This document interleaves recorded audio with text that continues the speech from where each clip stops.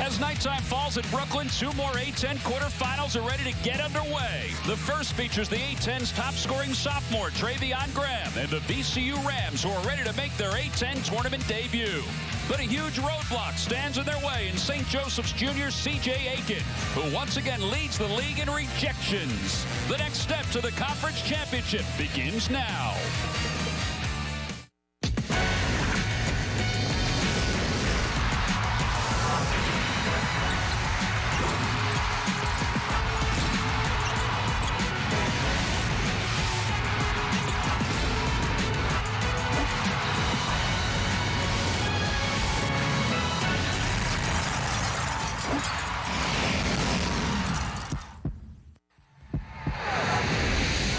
It's been a busy couple days here at the Barclays Center in Brooklyn, New York, as the Atlantic 10 tournament continues on with the hope to win that trophy. That's coming up this Sunday, but before that, we have a couple more quarterfinal games tonight at St. Joseph's, getting set to take on VCU. How about the way St. Joseph's arrived into this quarterfinal? Heart palpitations last night. Langston Galloway takes the ball to the hoop, draws the foul, and then goes to the free throw line. Hits not one to tie it. Whoa, it pinballed around a little bit, but then hit the second one to take the lead. Then all of a sudden, Xavier had a chance to win it. Isaiah Fillmore's layup off the back of the iron. St. Joseph's wins it by 1. So, yes, they advance to the quarterfinal where they'll take on VCU, the number 2 seed. Hi, everybody. I'm Tom McCarthy, joined by Steve Wolf. It's been an exciting tournament so far. And, Steve, we've got St. Joseph's and VCU, 2 heralded teams at the start of this year. Well, they really were. And you look at St. Joe's, prognosticators had them 1. VCU, up until the last game of the season, had a chance to win the conference. So this is going to be a great game. Shaka Smart told us before the ball game, it doesn't matter where they play the tournament. They're excited about it. Look at their tournament history. This is the first time they've been to the Atlantic 10 tournament. They were in the CAA, the Metro, the Sun Belt. This is a talented team, and they bring one word with them: havoc. And that's really the team's mantra, from their defense to their offense. But defensively, they lead the country in steals and also lead the country in turning over their opponents. It is so important for them to get the havoc defense going because they get most of their offense from it. You have to take care of the basketball against havoc defense. Have to take care of the basketball, which means the guards are important for whomever it is that they face. But also tonight, the forward is important for St. Joseph's. Halil Kanasevic, if it weren't for him, St. Joseph's wouldn't be here. Well, the Staten Island kid is a 6'8" hybrid. He's a point forward, and he is very important. Although he can knock down the open jump shot, he is acutely aware of where everybody is on the court. That is going to be so important in the scheme of things playing against VCU. He's going to need his outside jumper, and he needs to make sure he's making good passes. Last time they faced each other, he wasn't in the lineup. It's the Atlantic 10 tournament here in Brooklyn, New York. The tip for this quarterfinal matchup is next.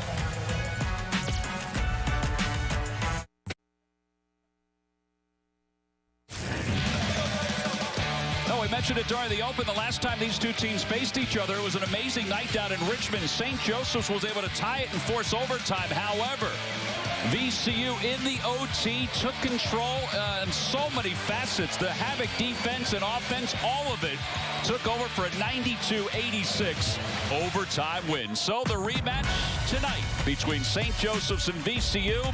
This one, though, has a little more significance. Coming up from the Barclays Center, let's take a look at the starting lineups for tonight's ball game. We'll begin with St. Joseph's. The Hawks starting this ball game with Langston Galloway, Chris Wilson, and Carl Jones. They go with 3 guards. We'll talk about that instead of C.J. Aiken in the middle. They have Halil Kanasevic and Ronald Roberts as the big men. Meanwhile, for VCU, they come in with a 24-7 record.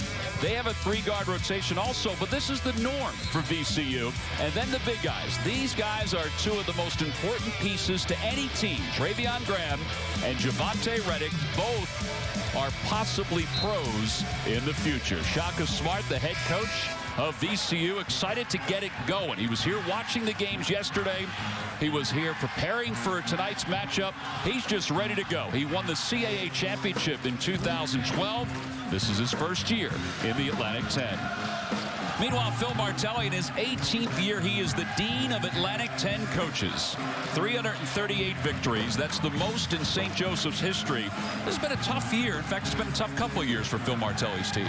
Well, you know, T-Mac, when you're not winning, everybody's on your tail. And Phil Martelli's like nobody else, you know, as far as getting his teams under control. This has been a schizophrenic year for this team, really with no point guard. So, you know, to win this tournament would be a big, big deal for Phil Martelli. He was very proud of the way his team showed resiliency last night and has this entire year. Here we go. Dwayne Gladden, the referee, is at center court. Ronald Roberts and Javante Reddick, they jump center.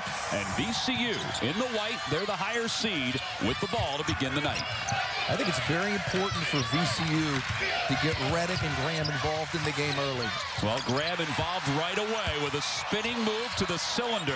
He exploited Ronald Roberts the last time these two teams faced each other, and SJU wanted to switch a little bit more on him, but Carl Jones gets it to the open floor, can't get the easy bucket to go down to try to tie this ball game up. Interesting how they went backdoor, basically backdoor. A full court pressure, tried to get behind the defense, and they were able to do it. Just missed the chipping. Reddick with his first offensive board. So the officials, Dwayne Gladden's the referee, Kenny Clark and Eric Anderson are the other two referees. Here's Brandenburg inside the free throw line. And just like that, in a matter of 50 seconds, VCU has a 4-0 lead. Well, right now, VCU has come out as a more aggressive team. St. Joseph's got to match that intensity. Carl Jones with the handoff to Chris Wilson. Wilson getting the start tonight instead of C.J. Aiken, so they go a little smaller in the backcourt. Kanasevic with a tough drive. Count the bucket on the continuation. We talked about this, Tommy. It's so important to get the ball in the hands of Kanasevic every time down the court because he makes good decisions with the basketball. This time, there was no double team. He finishes and gets a chance for the N1. Also, for Graham, it's his first personal foul. That was a very aggressive move. Now, talking to Phil Martelli about Kanasevic, St. Joseph's was down 8 last night to Xavier in the second half. And I said to him, I said, you really needed somebody to step up, didn't you? He goes, we needed somebody to step up in a big way. We were teetering. That could have been a blowout the other way for Xavier. Instead, Kanasevic helped take things over. A lot of fouling out, but still helped them to the victory. He did a great job. A 3 that he hit in the last 5 minutes was huge to stem the tide, as you see Reddick knocking down an 8-footer. Boy, if they get that from Javante Reddick, that is huge. Not only his inside play, but also those little mid-range jumpers. VCU 3 of 4 to start the game. Daniels out on Chris Wilson. Theus is covering Carl Jones. That's an important matchup. Brandenburg is on Langston Galloway. I think Wilson is the key to this game, along with Kanasevic, because Wilson, when he plays well as a point guard and doesn't turn the basketball over, it really allows Jones to get more involved in the game. Well, there's Theus with the steal, now in transition, heading to the rim, and he gets it off the fingertips of Kanasevic. And the early start, the early havoc, advantage VCU. And that was in the half court. That was called half-court havoc. Theus with such quick hands. We talked about VCU leading the nation in steals per game. On average, there's another one. This one by Brandenburg, stolen back by Galloway. Folks, buckle up, because this could be a frenetic pace if St. Joseph's can keep up with VCU and keep this a tight ball game. Shaka Smart, when he came over to talk to us before the game, he was ready to go. He said, I wish I could play in this game. There's another steal. That's 3 in a row for VCU. Daniels got his man off his feet. Brandenburg up top. Shot no good. Put back no good by Reddick. And it's out of bounds off Kanasevic. All right, take a breath, everybody. Steals are the name of the game for VCU. Well, you'll see right here, Carl Jones comes in and really loses the ball. But watch how quick VCU gets down court. They get down court before the defense does, and they're able to score an easy layup. It's imperative when there's a steal or a turnover or even a missed shot by St. Joe's, they have to sprint to recover. All right, 3 straight turnovers for St. Joseph's. Now, Briante Weber in the game for the first time, the A10's Defensive Player of the Year. Has the ball in his hands. Plenty of time on the shot clock. Also in the game for the first time, Jared Guest. How about Weber? He had 10 steals in 1 game this year. You talk about quick on quick. Fastest hands and arms in the A10. And there's a jump ball, and the possession will go to St. Joseph's. That was good help by Roberts. Kanasevic did a good job of stopping Reddick. And then Roberts came over to time up. Melvin Johnson, kind of a homecoming for Melvin Johnson out of the Bronx and St. Benedict's Prep in North Jersey. Said he was excited to come back here. Obviously growing up in the New York area, Madison Square Garden is always the key. But he said Barclays Center is rising as far as kids go in the city because the Nets are such a popular team these days. And he is a playground legend. He's one of those guys that really lit it up on the playground. Galloway with a three. That's an important sign for St. Joseph's. And Tommy, that was a great pass by Kanasevic. That was a cross-court pass. Good court awareness once again. Now VCU will run up and down, but St. Joseph's does like to do it also. And there's a foul from behind on Guest. All right, there's not many forwards that are able to do what Kanasevic just did here. Well, the ball went from side to side very quickly, and that was because of Kanasevic. You see, Wilson gets the ball, throws it quick to Kanasevic. Kanasevic makes one good penetrating dribble, and then throws it cross court. Kanasevic, the transfer from Hofstra, grew up in Staten Island just over the Verrazano Bridge. Here's Wilson for three. That was a little too hard. And the steal by Galloway. Galloway has it stripped away. Here comes Weber. Finds Johnson for three. Good as it rattles home. You cannot shoot the ball quick. That was not a good shot by Wilson and really led to the turnover. 5 different scores so far for VCU in the early going. They're up 11-6. If you want to get in an up-and-down game with VCU, there's a good shot you're going to get blown out. You have to make sure that you're taking control of the game, and quick shots is not going to be your ally. Wilson's pass cut off by Johnson, picked up by Guest, and the foul on Galloway. Well, we laid it out there that VCU leads the countries in steals per game. If you didn't know that watching this ball game, you have to know it now because hands, arms, feet, they're flying everywhere for the Rams.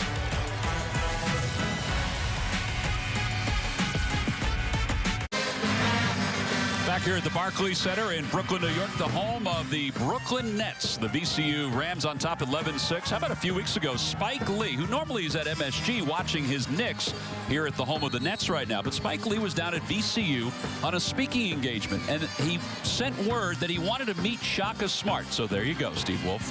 Tell you what, Shaka's taller than him. That surprised me a little bit. Shaka's a little guy, but he's a powerful little guy. And his team is getting it up and down. And, you know, you look at some of the things going on right now with this team is they have turned over St. Joe's 5 times. 5 times, 5 steals. Rather impressive start. By the way, Steve, in case you're wondering at halftime, those are Nathan's Fries. If you want to get some of those, Nathan's Hot Dogs, the popular hot dog chain. Yeah. Oh, yeah. Also, pretty good French fries, too. I'll tell you, this is a beautiful facility. I think that maybe Spike's going to stay over for one of the concerts coming up here. This is a great venue. Redick along the baseline, cut off by Kanasevic. Darius Quarles in the game for the first time for St. Joseph's. Here's Johnson. Boy, he is so athletic. How about just feeding the rim? And, you know, he knows how to get rid of it quick enough so it can go over the defenders before they have a chance to jump. 5 points now for Melvin Johnson.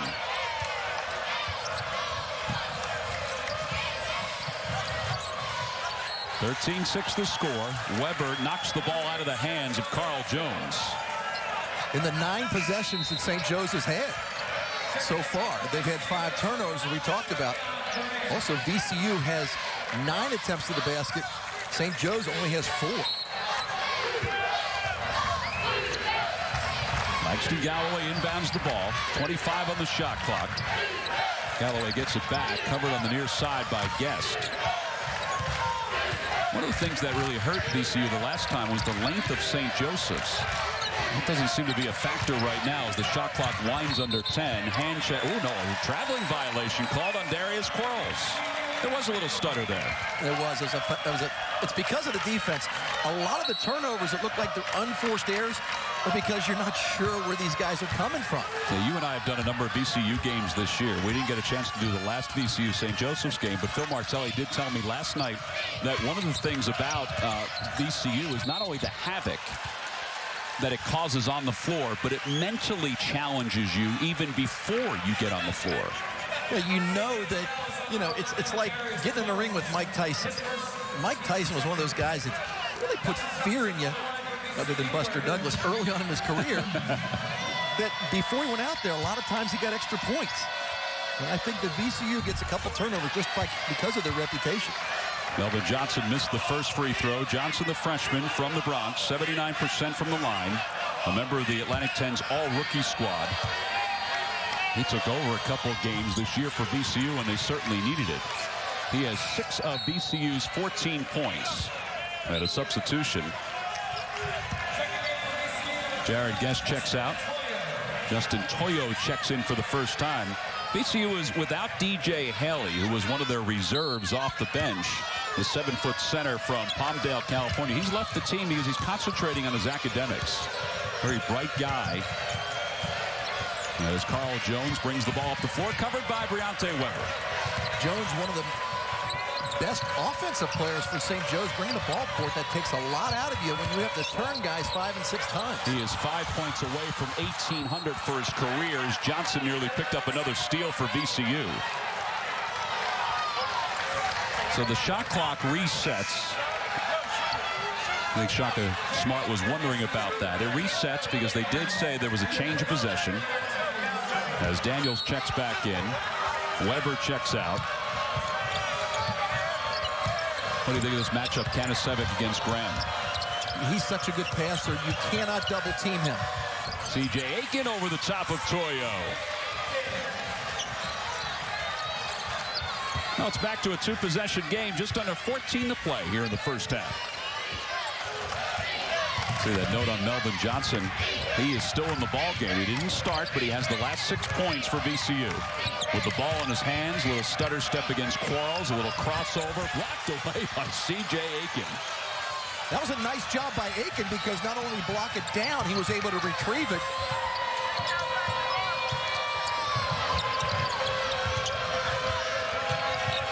Jones is really being hounded by Theus.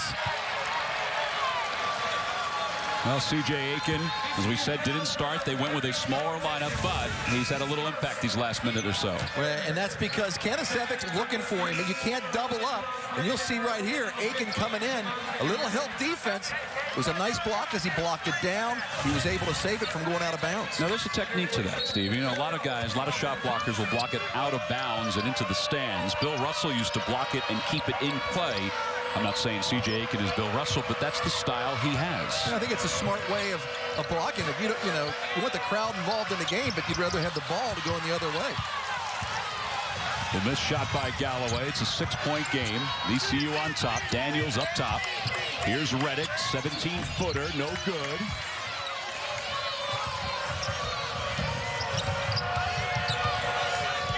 Ronald Roberts at the scores table for St. Joseph's. He'll check in at the next stoppage of play. Hawks 3 of 6. Kanasevic for 3. It pinballs around. That's not his game, although he hit a big one last night for St. Joseph's. Here's a 3 from the corner. That's no good. But Reddick with the rebound. He is so talented, and he's tough to defend, although C.J. Aiken may have misdirected that shot. Here's Aiken. Whoa! And he's pulled to the floor, and he'll go to the line for 2 free throws. Well, when you play good defense and you're able to stop VCU, you can get out and run, and you see that they had the numbers. 6'11" Aiken getting down the court. As bad, really, as St. Joe started out. Only down 2 possessions, the chance to cut it.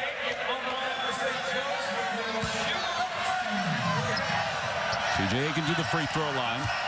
He'll get 2 shots, 80% for the year. Came into this ball game with 931 points. In fact, Aiken and Ron Roberts for St. Joseph's as Roberts checks back in. Both over 900 points as play begins tonight for St. Joseph's. Well, you know, Tom, when you look at this team, people want to say, what happened to this team? They were supposed to win the league. Just because you have everybody coming back and you're starting 5 doesn't mean you're going to win the league. Their biggest problem is having on-the-court leadership. And then with Kanasevic, being suspended, then going home for a funeral, it really upset their chemistry. And right now, with the way Kanasevic's been playing, they had that chemistry back. Here's Graham, VCU 2 for its previous 8, and he makes the 3 from the sideline. Treveon Graham averaged just under 16 points per game, 6 rebounds per game. I thought he was a lock for first-team All-Atlantic 10. He wound up on the second team, which is a nice honor for the sophomore. But he's one of the real special players in the Atlantic 10. Papa now in the game for the first time for St. Joseph's. He just handed the ball off to Carl Jones. Jones on the crossover. Boy, they are making him work for all the space he can get. Shot clock down to 5. Papa now lets it fly. He's fouled, and he'll get 3 free throws. How about that? The foul called on Treveon Graham. 3 free throws for St. Joseph's when we return to Brooklyn.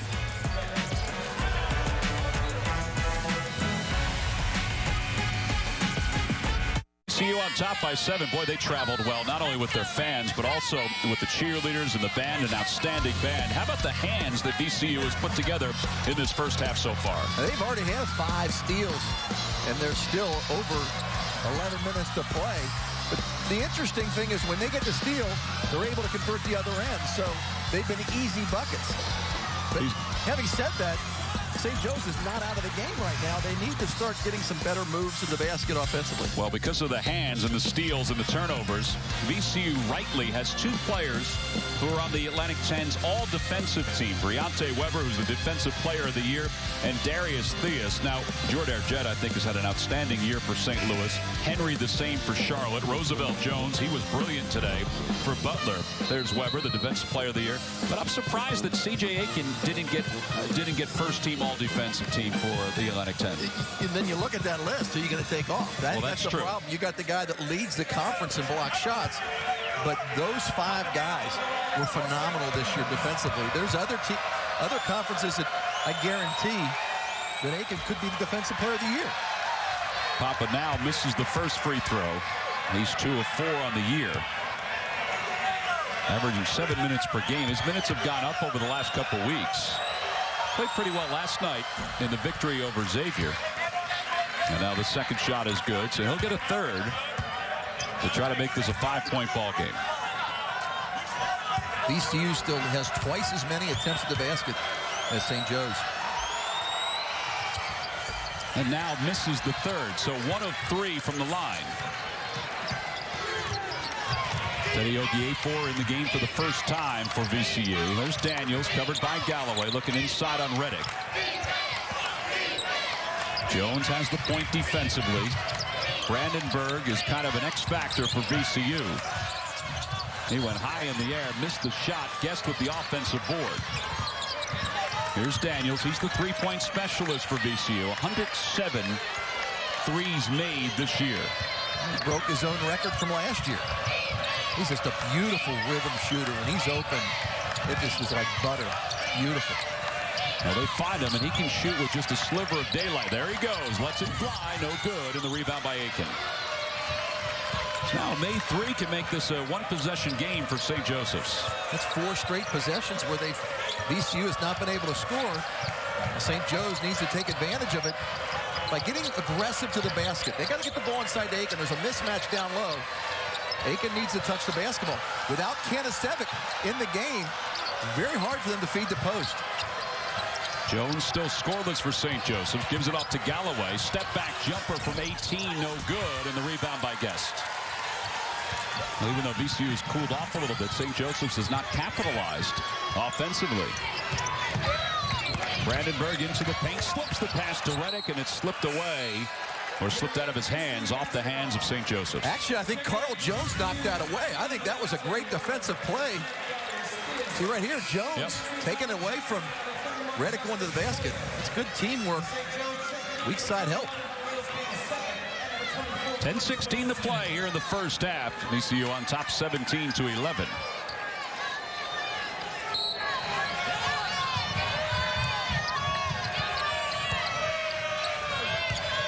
Reddick backs his way in. Jones knocks it away momentarily. Out of bounds. It'll be St. Joseph's ball. All right, now turnovers. St. Joseph's has turned it over 6 times.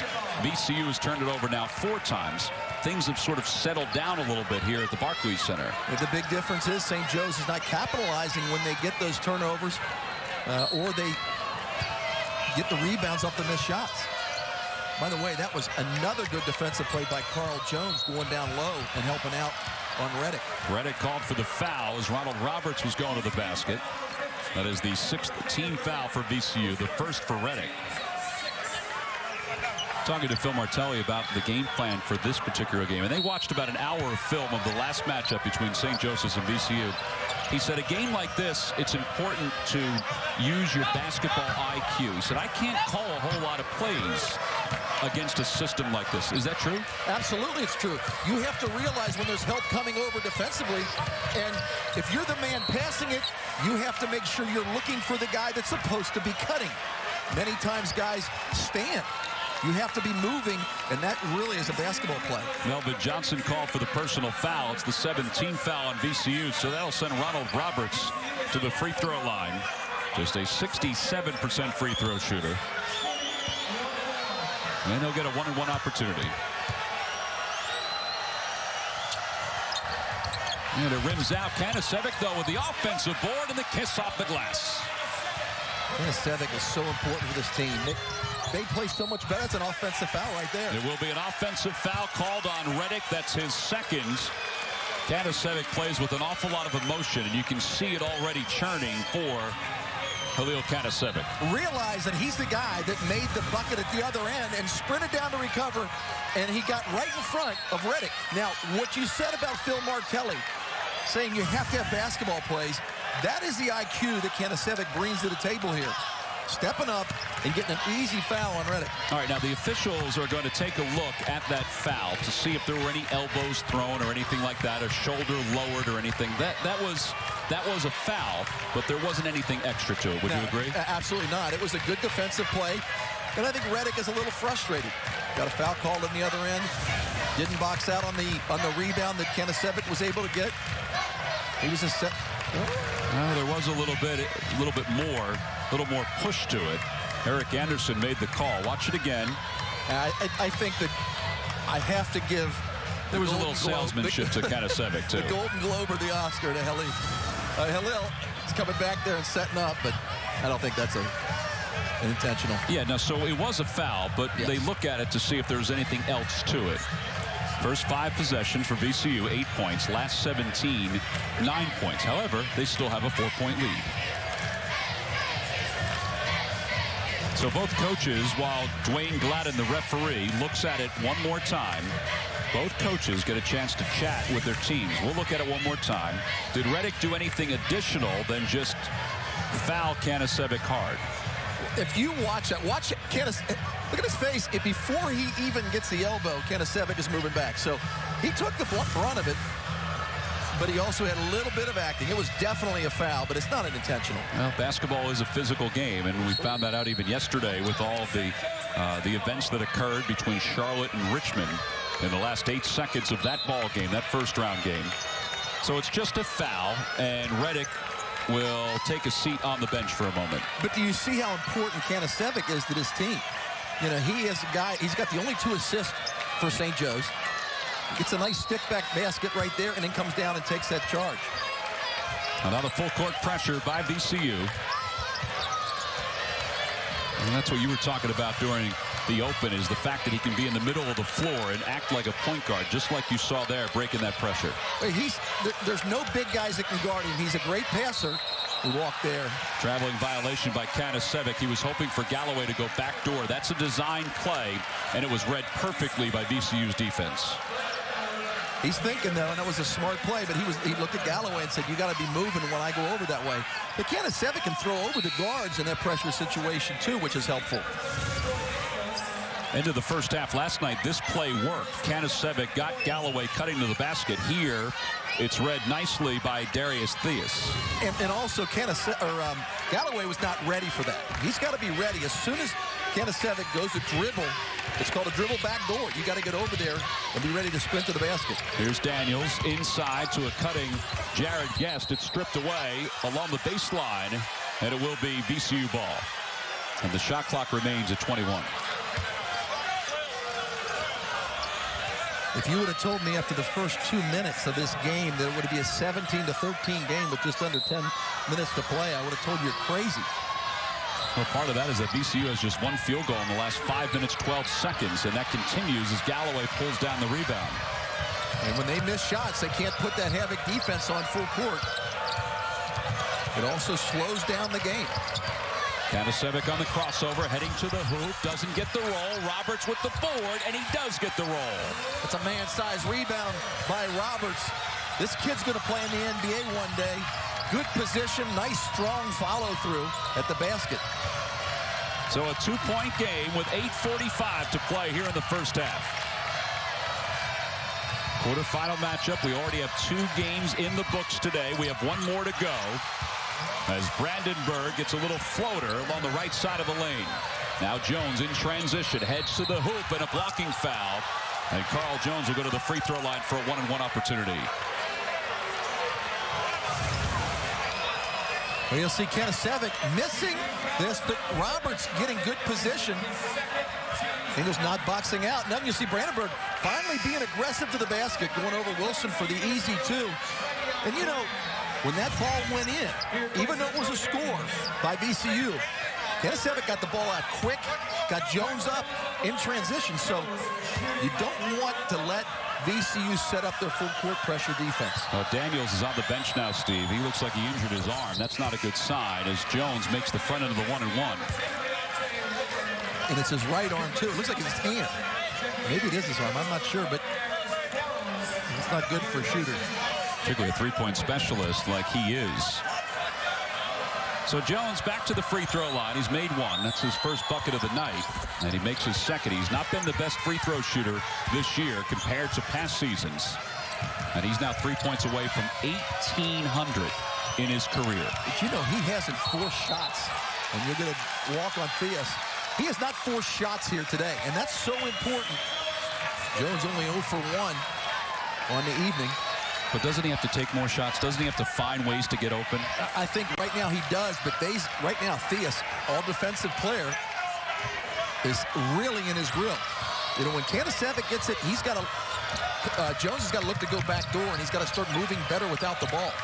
Theus had a great game the last time these two teams faced each other. He had 22 points and 10 assists. Here's Quarles, covered nicely by Brandenburg. Up top to Jones, covered by Theus, on his way to the basket, tries to draw the foul. Ball stolen away by Weber, picked up by Wilson. Loose ball, Weber has it back. It's still loose. And we'll let it settle in before we decide who has the ball. You know what Weber reminded me of? Like right there, it looked like one of those fish that jumps into your boat. Unbelievable. A lot of aggressiveness on the court. 2-point lead here at the Barclays Center.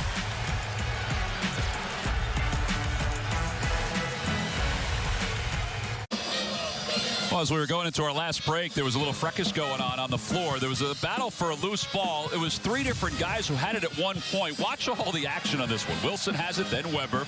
Then it's loose again. Wilson gets it back. Then Jones has it. Then Weber gets it back again. I mean, all over the place. And the officials finally called a jump ball. And then there was a little extra tug of war going on after the play. See, I thought that was, other than that right there with Weber pushing off Roberts, I thought that was pretty good sportsmanship with great aggressiveness by everybody. Weber, like I said, this looks like one of those fish trying to jump into your boat. I mean, he is so high energy. But I thought it was a good job by the officials, good job by the players. Yeah, look at his hands. Look how quick Briante Weber's hands are. And then Jones has it, then Weber steals it back. And then right there, Theus wants a timeout, and they finally call the jump ball. Possession will be for VCU. Now, Dwayne Gladden, who's the referee, is reviewing to see if anything was going on after that play. Now, we saw Briante Weber with that little push. That wasn't anything, though. I mean, I think when you're sitting there, you want your guys to be aggressive both ways. I think these officials did a great job and just calming everybody down and getting everything cooler heads prepared. Well, we talked about Halil Kanasevic, how he did not play the first time these two teams faced each other. He had a suspension. He also went to Montenegro for a funeral. And today, he's had an impact already. Well, he has, because number one, as a 6'8" forward, he can drive to the basket, opening up the lane. He's not a guy you can double team because he's a guy that can make good passes. You see the good defense he's played. The most important thing I think about Kanasevic tonight is that he has no fouls. He made a couple silly fouls against Xavier last night. Almost cost St. Joe's the game. All right, let's mark it down, Steve. We've had 2 coaches' conversations at midcourt already in this first half. 7:55 to play. Two very aggressive teams, two very good coaches, two unbelievable programs. Got a lot going on so far this first half. But I think that both coaches, they're both aggressive, they're both classy, and I think that their kids really resemble their coaching philosophies. Here's Theus into the paint. Beautiful move to get himself some daylight, and then he lays it in for the easy bucket. 21-17, VCU on top by 4. 7.5 left here in the first half. Not as many points as we anticipated, at least at this juncture of the game. And a hand-checking foul called against VCU. All right, now we've seen Shaka Smart in action this entire year. You and I both love his energy. Look at this. Look at his reaction after that, you know, the battle for the ball. I love, and you see Kenneth Evan get in there. I love Shaka Smart and the way he gets his guys to play hard.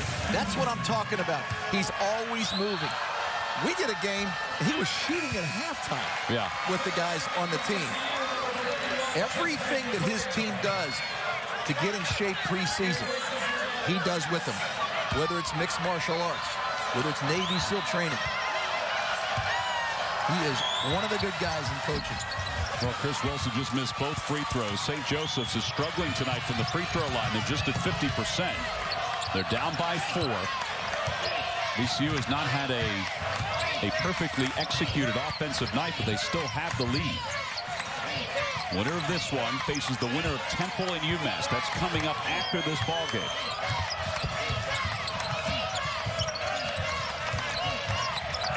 Brandenburg to Graham, now to Theus. Shot clock winding down, and Theus just lost it out of bounds. So it's 6:49 to play here in the first half. It's an Atlantic 10 Conference quarterfinal matchup at the Barclays Center in Brooklyn, New York. Along with Steve Wolf, I'm Tom McCarthy. It's a pleasure to be with you. St. Joe's in maroon, VCU in white. So the scores from earlier today, St. Louis had a relatively easy time with Charlotte, even though they didn't shoot that well. Butler, well, they really quieted Ramon Galloway for LaSalle, and they won that one. And then later on tonight, UMass and Temple. What a traditional rivalry in the Atlantic 10 and even beyond. Right now, if I am St. Joe's, I go at Treveon Graham because Treveon has 2 fouls. You want to try to go at their big guys inside, get them out of the game. Here's Jones. That's a 2-point field goal for Carl Jones, and it's now a 21-19 game. So Jones with 4 points so far in this ball game. He's 1 away from reaching 1,800 for his career. He would be just the 3rd St. Joseph's player to reach 1,800 points.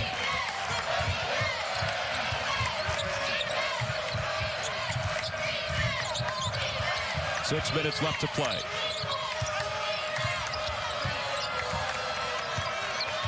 Weber resetting the offense. Shot clock winding down. Bumps into Wilson. Oh, look at this. Theus way downtown. He was wide open. 7 points for Darius Theus.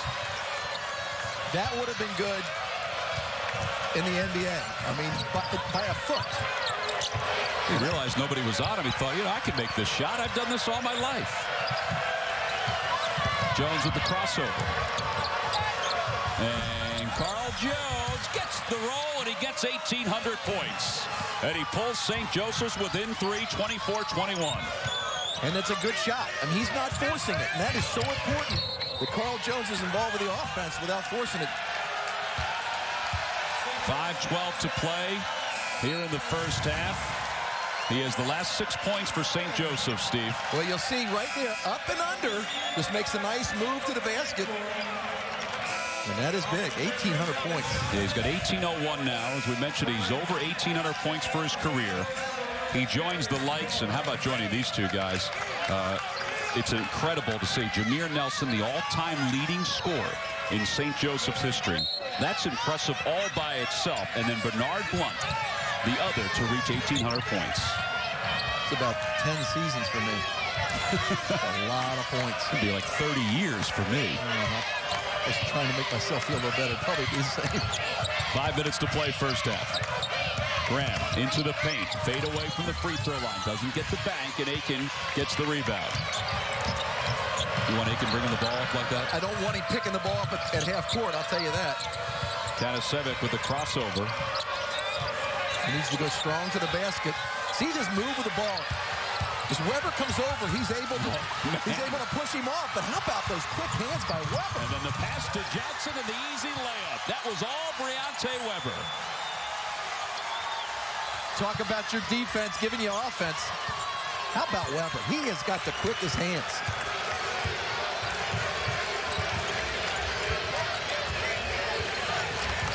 (26-21) the score.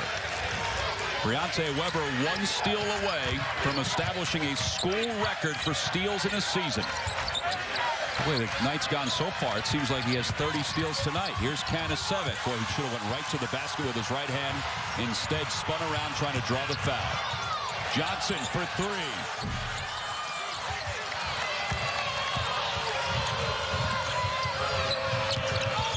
Carl Jones stumbling to the basket, and he draws the foul. 3:46 to play here in the first half. You want some havoc, you want some steals, just watch VCU's Briante Weber go to work to give VCU the advantage.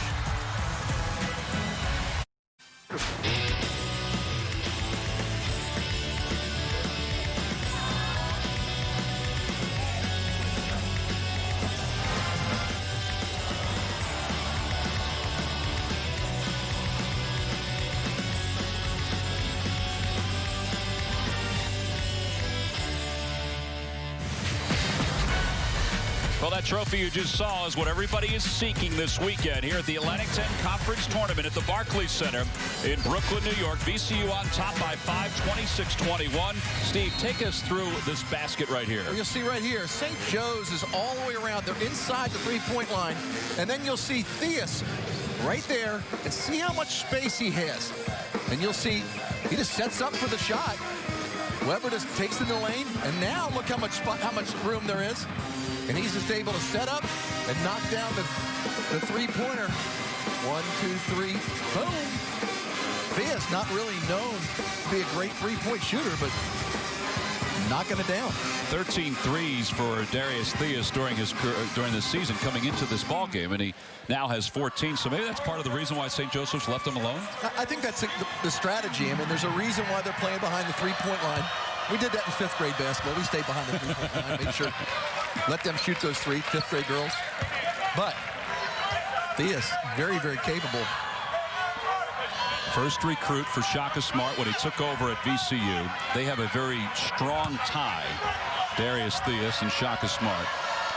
Carl Jones has the last 7 points for St. Joseph's, and he still has the last 7 points. 26-22 the score. Whistle blows, and a foul called on Carl Jones.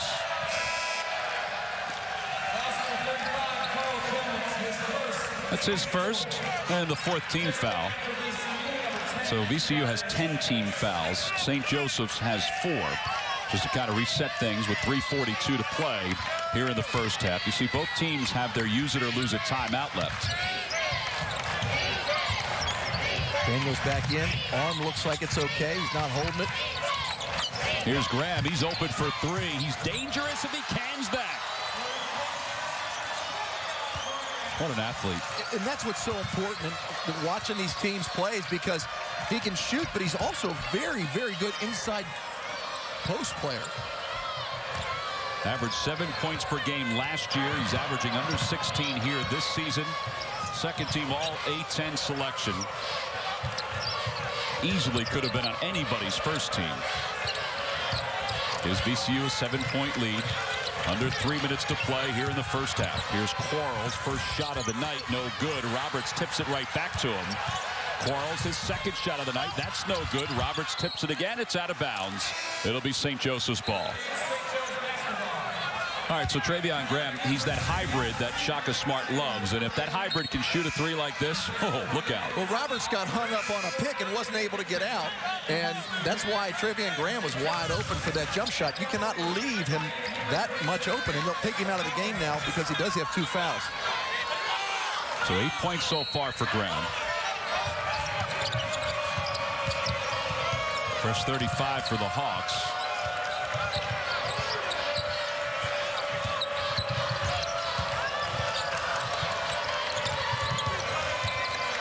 Galloway defended by Theus.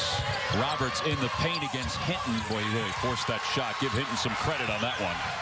Toyo with the rebound. Roberts really has been ineffective. He's only has 2 shots so far in the game. He missed some early shots last night against Xavier, but then was a factor as the game rolled on. Are we in a tedious spot right now, a tenuous spot for St. Joseph's? Well, you know, they're only down by 7. They're playing good defense, and VCU's not capitalizing on the errors by St. Joe's. St. Joe's is not turning the ball over. We'll get an offensive foul here on Wilson. But what happens is nobody is feeding the post. Everything that St. Joe's gets inside is by dribble drive, and you'll see that is not a very good call right there. Wilson. Boy, I thought maybe there was an illegal screen or something. That wasn't a very good call. That wasn't a very good call at all.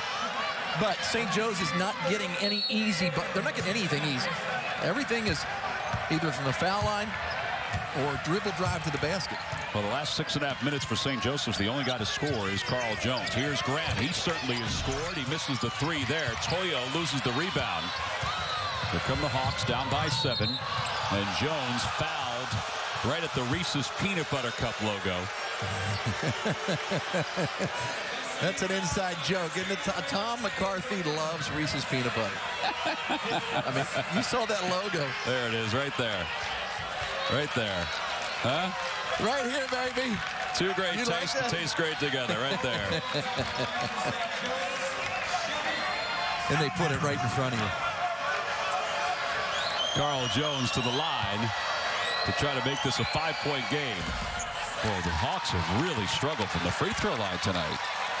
You know what would be hard for me as a referee, now you're looking at Phil Martelli, is when Briante Weber steals the ball, he's so quick and he's so good, it'd be hard to call a foul because you know how talented he is at stripping the ball. That's a good point. You just assume that he made the right play. Yeah.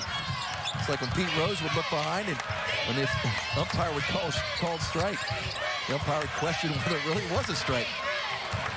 Carl Jones makes 1 of 2. Again, he's the only St. Joseph's player to score in the last nearly 7 minutes of this ball game. We're winding down, nearly a minute to play in this first half. Weber, he'll give up the 3, takes the 18-footer, no good. Johnson off the tip from Toyo. That was all Toyo right there to give VCU a fresh 35. Give some credit to the bench play of VCU tonight. They have come to play. Here's Theus. Weber into the paint, stops and pops. Nothing but net. Timeout called by Phil Martelli. It's an 8-point deficit with 50 seconds to play. Boy, Weber understands his game, doesn't he? He really does, and he gets in the lane. Somebody's got to step up. You see guys playing Olay defense. Give me a hand in the lane or step up. All year long, the Atlantic 10 has been talking about their Legends program, which they will culminate this weekend when they will honor those legends tomorrow here in Brooklyn. There was not a better big man in St. Joseph's history than Mike Banham, 1973 All-American, played in 9 NBA seasons. How about Gerald Henderson, 1,500 points. He was slick. He really was. I mean, he could play. He's got a son that can play. But these are some really legends in the game, especially in the A10. Guys that have done it before. And maybe we're looking at a couple legends in this tournament here in Brooklyn. You see some of the legends up in the rafters here at Barclays Center. Some of the New Jersey Nets. Saw Dr. J's jersey. There it is, number 32. Probably the greatest of all. When the Nets were an ABA franchise. All right, so St. Joseph's down 8. They can hold it. There's a difference of about 15 seconds between the shot clock and the game clock. Well, Graham and Reddick are both out of the game, but I still would go at the basket. They're right now, you're 35 feet from the basket, not even in a scoring area. Yeah, you got to get downhill. Here's Aiken for 3, no good. It rims out. Weber with the rebound. And now a timeout called for Shaka Smart. Each team gets 5. They can carry 4 over to the second half. So Shaka Smart's team has 22.7 to play in the first half, so they have plenty of time. Hey, St. Joseph's has been successful here at Barclays Center. They played earlier this year in a coaches versus cancer tournament against Notre Dame and against Florida State. And in that tournament, Langston Galloway against Notre Dame. Look, he battled for the loose ball. And what did he do right there, Steve? He lost his tooth. Whoop. He played the rest of that game, the rest of the tournament, without the tooth, or at least a piece of it, and finally got it repaired when he went back to campus. Well, he actually didn't lose it. He knew where it was. Well, he did. But he could put it under his pillow if he wanted to. Yeah, it just shows you what type of kid he is and competitor. Well, he has not had a particularly good night. Don't forget, he made St. Joseph's first shot. That was the 3. And he's been held scoreless since that time. And that's all because of Darius Theus, Briante Weber, Melvin Johnson, Brandenburg, you name it. Those guards have really handled the St. Joseph's guards. St. Joseph's only has 23 points, and they have 9 less shots than VCU. I mean, that's 9 less attempts to basket. That's a big difference right there, especially when you only have 23 points. VCU shot 46% in this first half. St. Joseph's 37%. Theus, right side of the lane. Bank shot is good. As time expires, Darius Theus comes up with a big-time shot to give VCU its biggest lead of the ball game. 33-23. He's the guy that they always rely on for a final shot at the end of regulation, or I guess you can say here at the end of the first half. VCU is taking control of this quarterfinal matchup. They lead St. Joseph's 33-23. Coming up at half, a closer look at Temple's Khalif Wyatt, who we'll see in the final game today, and a look at VCU from preseason to present, plus first half highlights and statistics from here in Brooklyn. Well, VCU has control, at least for the moment, on top 33-23. We are at halftime from Barclays Center. St. Joseph's and VCU, a quarterfinal matchup for the right to move on to the semifinals. We have the right to move on to a break, and then our halftime show.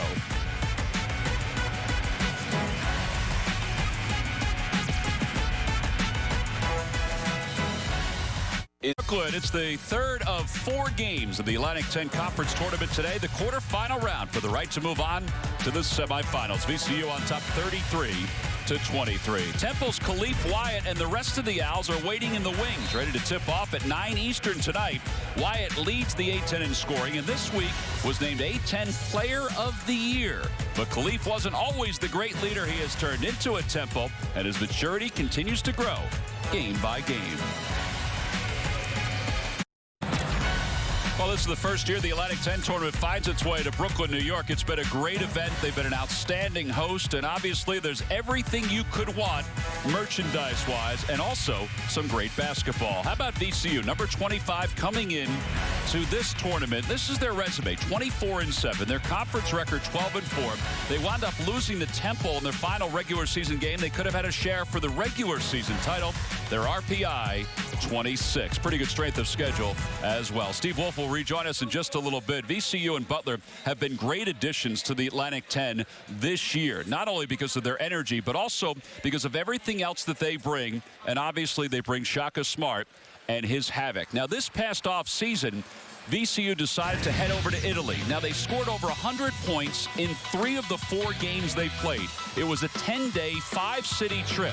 One thing that Shaka Smart said is that the games, yeah, they weren't really that competitive, but the bonding that the team had with each other was something that was immeasurable. He said sometimes college athletes, they have everything handed to them.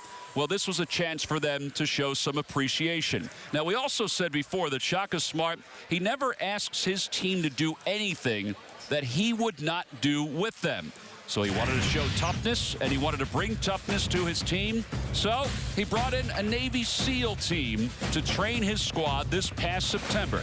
It was hard work. There was no doubt about that. There are the SEALs explaining what they needed to do to go into the river. But even when they did that, he would do the same.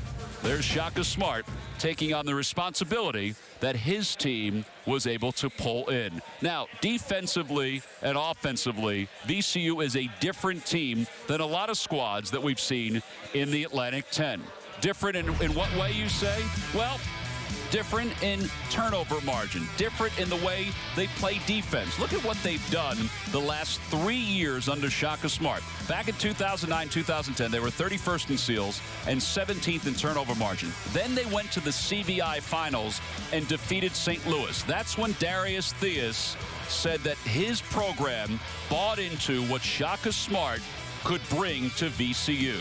And they've gotten so much national attention, not only in the television and the internet world, but also in Sports Illustrated. Cry Havoc was the headline, and it was all about the energy that Shaka Smart brings to the sidelines and brings to his program. You get a chance to go back to the archives, take a look at it, and you'll get a chance to understand what it is to be part of Havoc. We've seen it in the first half. VCU on top by 10. We'll be back right after this to Brooklyn.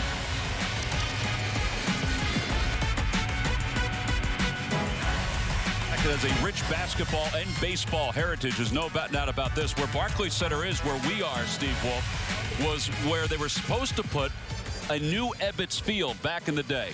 Didn't work out. They decided to wait and build a basketball arena, and we're happy about it. And we're happy to be here for the Atlantic 10 tournament. This is the third of 4 games for the quarterfinal round for the right to go to the semis. What do you think about the first half? I think it's been a great defensive game. I think that St. Joe's is still in the game, despite having 10 less shots in VCU. 10 less shots, and that's basically been the case the entire first half. They were never able to overcome that, partly because of VCU's defense. Well, VCU played great defense and had 5 steals before the first TV timeout. St. Joe's was shooting themselves in the foot, and then VCU was able to get out and score. Every time down the court, it was more mayhem. The Havoc took over, and the guy on the offensive end was Melvin Johnson. He's got 8 points off the bench. Really got VCU going here in the first early going. Well, coming off the bench, anytime you can get the bench play that VCU was able to get from Melvin Johnson, Toyo, all those guys, it's a huge boost. And look at the stat categories. The right side dominated by VCU. Yeah, it has been. I mean, and not even putting in the number of shots that they've taken. But right now, having looked at this, 9 turnovers is a lot for St. Joe's. But considering they had 5 in the first 4.5 minutes, I think they're doing a pretty good job. So right now, what they have to do is when they have opportunities defensively and get the ball down on the offensive end, they have to score. All right, Steve, I like when we get a chance to test your knowledge. All right, this is the bubble eye test.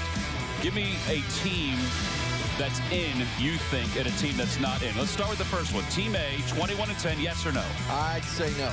Okay. Kentucky Wildcats. I'm from Kentucky, too. Team B.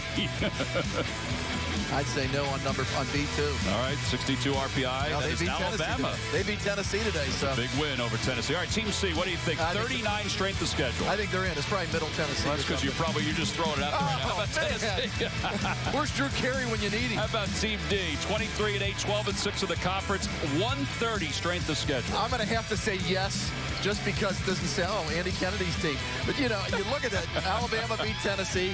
I actually think the first 2 are in. But looking at those strength of schedules, you know, you would think that they wouldn't get in. All right, well, that young guy doesn't really care who's in or who's out. He cares who's in not only the NCAA tournament, but also the NBA playoffs. He's also caring as to whether Carmelo Anthony's knee is healthy, too. He's texting me right now, wondering what's going on. Spike Lee is across court. You can see him in that neon green or yellow jacket that he's wearing. There he is right there. Checking out some scores. Well, the second half is underway. St. Joseph's with the ball, down 10, 33-23. It's important, Tom, that St. Joe's gets going early on because VCU went on a 12-4 run over the last 5.5 minutes of that first half. The other part of it, too, is that VCU did not have Reddick for a good part of that first half because he picked up 2 early fouls.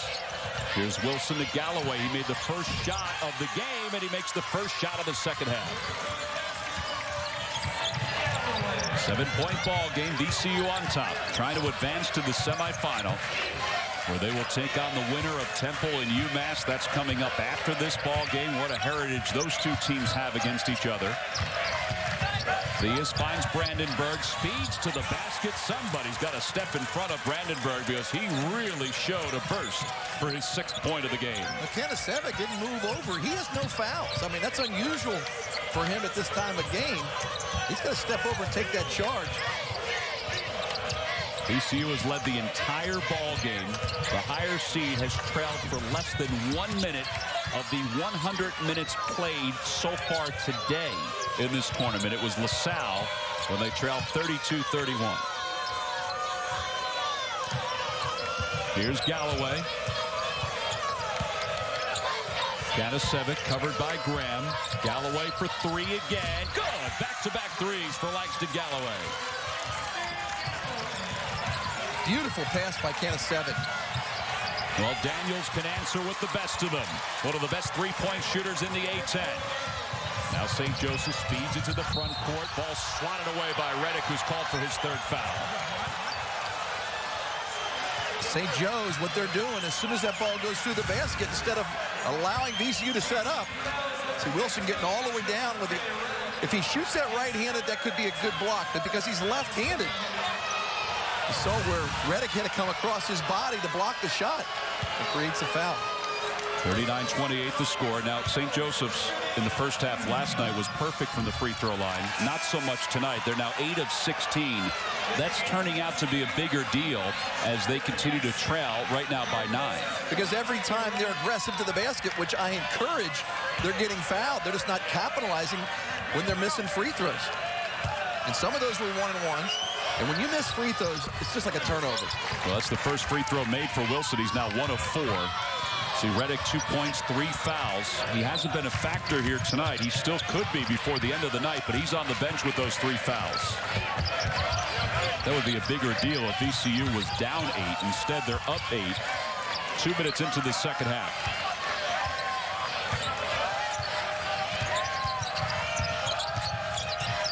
And a steal by Galloway, stumbling into the open floor, heading to the hoop, and he has 8 second-half points. I don't know what Phil Martelli said to him at halftime, but Galloway has come out on fire. I wonder what he said to Carl Jones, too. Jones, just 2 of 5 in the first half. 4 of his points came from the free throw line. Brandenburg already has 1 bucket. Can he make it 2? No, but he gets the offensive board.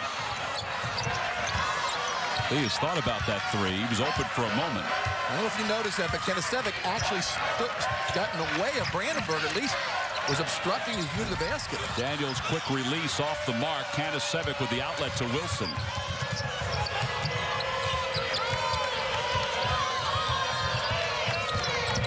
"17 minutes to play, second half. Jones for 3. Nothing but net.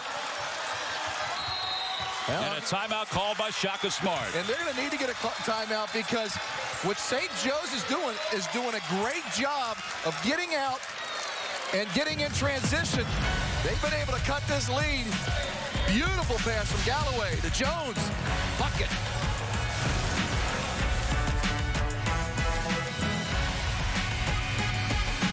Well, the mantra is the Hawk will never die, and right now St. Joseph's is not going away. They're down 3, 38-35. Now, St. Joseph's, during the course of the season, a better shooting team in the second half compared to the first half. Now, you played basketball a long time. Is there anything to that? I really don't know, but I'll tell you right now, Phil Martelli's pretty happy about it, especially right now the way Galloway's playing. In the first half, he was 1 of 3 and only had 3 points to start the game, but good passing by Kanasevic, getting guys open. Galloway playing very strong offensively and defensively. He has 11 on the game. And right now, it's a 3-point game. Well, Galloway and Jones have scored 19 of the last 20 points for St. Joseph's. See Galloway with 11 overall. And he's pulled St. Joseph's within 3. Shaka Smart just used a timeout. With his team up by 3. They had a double-digit lead at halftime. They were on top 33-23. Offensively, VCU looks a little out of sorts. They need to get the ball in the hands of their leading scorer. They got to get the ball to Graham. Well, there you go. Graham into the paint, kicks it back out to the corner, and the 3 is good from Brandenburg. When Graham goes to the basket, all the attention from St. Joe's goes on him. Rightfully so. Yeah, and Brandenburg just spots up. And cut him in that rhythm. He's a rhythm jump shooter, and that's just pretty. So nearly 4 minutes into the second half, 41-35 the score. Still a two-possession ball game. Is that too much dribbling right there? Well, I tell you what, the way the VCU plays defense, it's hard to get anybody open. These guys deny, and then they double. Well, good lead pass on the bounce to Kanasevic, who finds Ronald Roberts. A little extra pass there. Kanasevic saw the double. Saw a little late, but he's able to get rid of it. Kanasevic has 5 assists on the evening. Well, it's tough to slow down Troy Daniels. His three makes it a 7-point ball game. Oh, back and forth we go. 15 and a half to play here in the second half.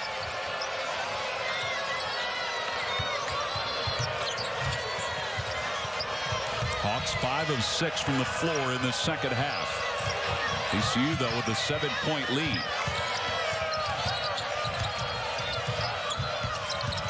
Galloway, a little hesitation, caught in a double team.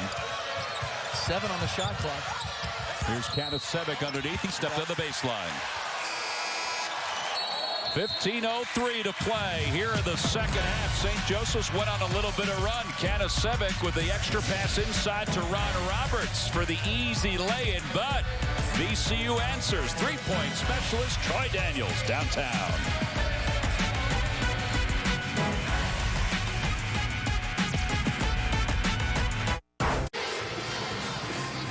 Back at the Barclays Center, VCU up by 7, a quarterfinal matchup. And I want to go back and show you a little bit here. Watch this defense right here. As Graham goes to the basket, stop it there. You'll see everybody's in the lane. Look at Brandenburg over in the corner. Go ahead and roll that wide open as the defense shrinks, and Brandenburg hits a 3, and he has 5 points here in the second half. And, you know, Tom, he didn't get going in the first half. You don't leave a guy wide open, let him get in the flow. And right now, Brandenburg looks like he's got it going.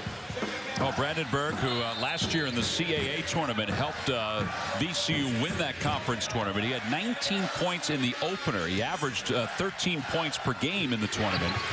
He has 9 so far here tonight. So 3-point shooting this half. Hawks 3 for 3. VCU, though, 3 for 4. Throws have been a big deal for both, and there are different storylines for that. Here's Jones going right to the basket. Shot is no good. The rebound pulled out by Wilson. C.J. Aiken to the basket. Boy, that ball stolen away by Weber. That's just not a good pass by C.J. Aiken. That's not a good pass on a bad defensive player, much less Briante Weber. He's gonna pick the pocket clean. So Briante Weber, with that steal, becomes the all-time leader in steals in a season in VCU history. Pretty impressive stuff. 89 steals this year and counting. Here's Graham for 3. Third of the night for Treveon Graham. It's almost like St. Joe's is really saying, hey, I dare you to shoot that 3 because they're getting open shots.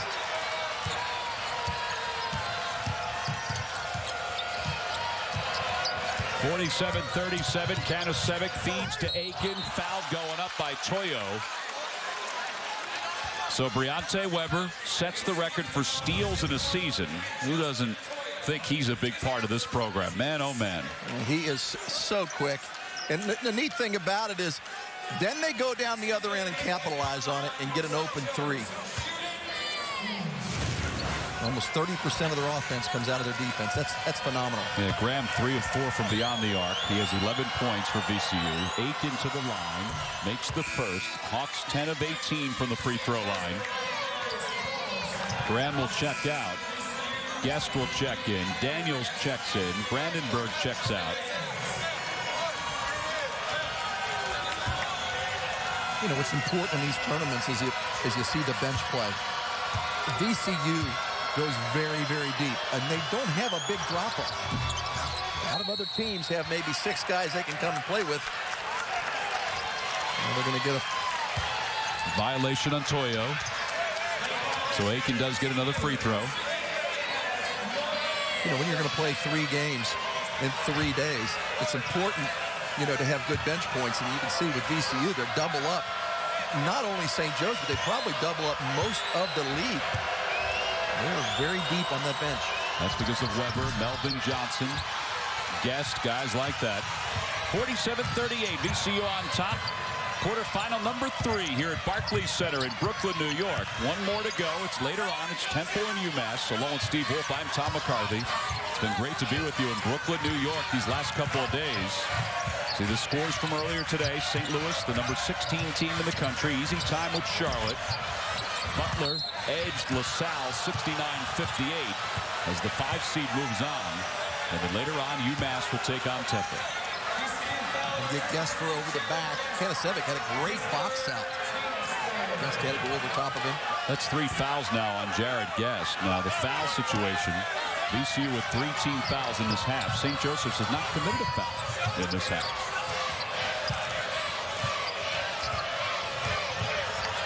Some of the better help Langston Galloway out. He has to use the timeout. And he is able to call the timeout before the violation. He had 1 second before it was going to be a 10-second violation. So 47-38 the score. VCU is on top of St. Joseph's. Briante Weber, we've talked about him all night long. The A10's Defensive Player of the Year. The quickest hands and the longest arms on VCU. They say that's the difference between him and Darius Theus, is that his arms are moving at all times. Like you said, he looks like a fish out of water, but I'll tell you, he is quick. He can strip you. VCU has 7 steals on the game, and they've turned over St. Joe's 11 times. I mean, we talked about in the open, they lead the country in steals per game. Well, the A10 Defensive Player of the Year just set a single-season record for steals at VCU. He broke the 28-year-old record, 28-year-old record set by Rolando Lamb. I got a question for you. We've both been involved in A10 a long time, but I don't recall of the Defensive Player of the Year being a reserve. Being a bench player. It's a great point. It's a great point. I think it says a lot about the program, but also says a lot about his role with that program. So you get the bench is really important, especially in a grueling conference like this year has been with the 16 teams. They do it offensively and defensively. And VCU, especially with the style of play, is going to be a tough out in the NCAA tournament. Well, again, St. Joseph's having some trouble getting the ball up the floor. Kanasevic in the middle. They're able to break the press, but don't forget the shot clock was already down to 26 when they called the timeout, so it's down to 15 at this point. Kanasevic in the paint, count the bucket, and he'll go to the line. Tell you, Kanasevic, when he went through the defender, he went through the foul, he continued and had a little spin on the ball. Now watch him when he comes to the basket. As soon as he gets fouled, watch him hang, and then he spins it a little bit to get it off the backboard. Really smart play. To the line. And he's able to finish off that three-point play. Graham checks back in for VCU. You know, you think that St. Joe's is going to have a letdown and they're going to be taken out of the game with VCU's defense, but now it's still back to a 2-point or 2-possession game. 47-41, 13:05 to play here in the second half.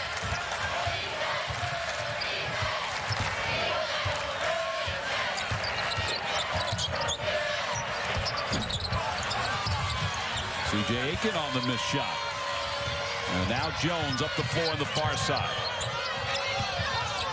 Next to Galloway. I don't know if he was trying to get that ball. I guess it was just knocked out of his hands.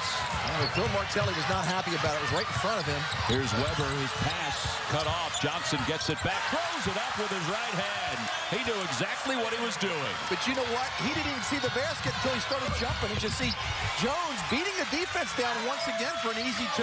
49-43. Again, it's a 2-possession ball game with 12:20 to play here in the second half. It's the brilliance of Phil Martelli. It's a different style.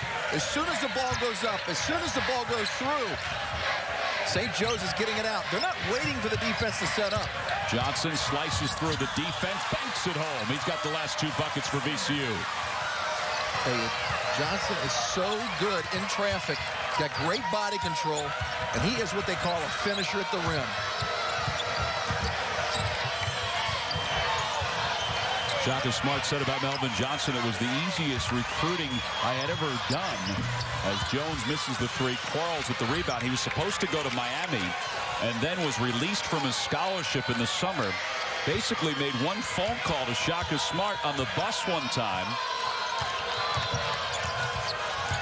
and decided he was going to VCU, and Shaka said, It's never been that easy, but it was a great pickup. 8-point game. Kanasevic is called for the offensive foul. All right, tell me about this, Steve. What kind of foul we have here? I mean, we'll get back to that foul in just a second. Melvin Johnson, obviously the spark off the bench for VCU, helping the Rams to the lead, helping them build up their point total from beyond the starting lineup, slicing through the defense and finding the glass.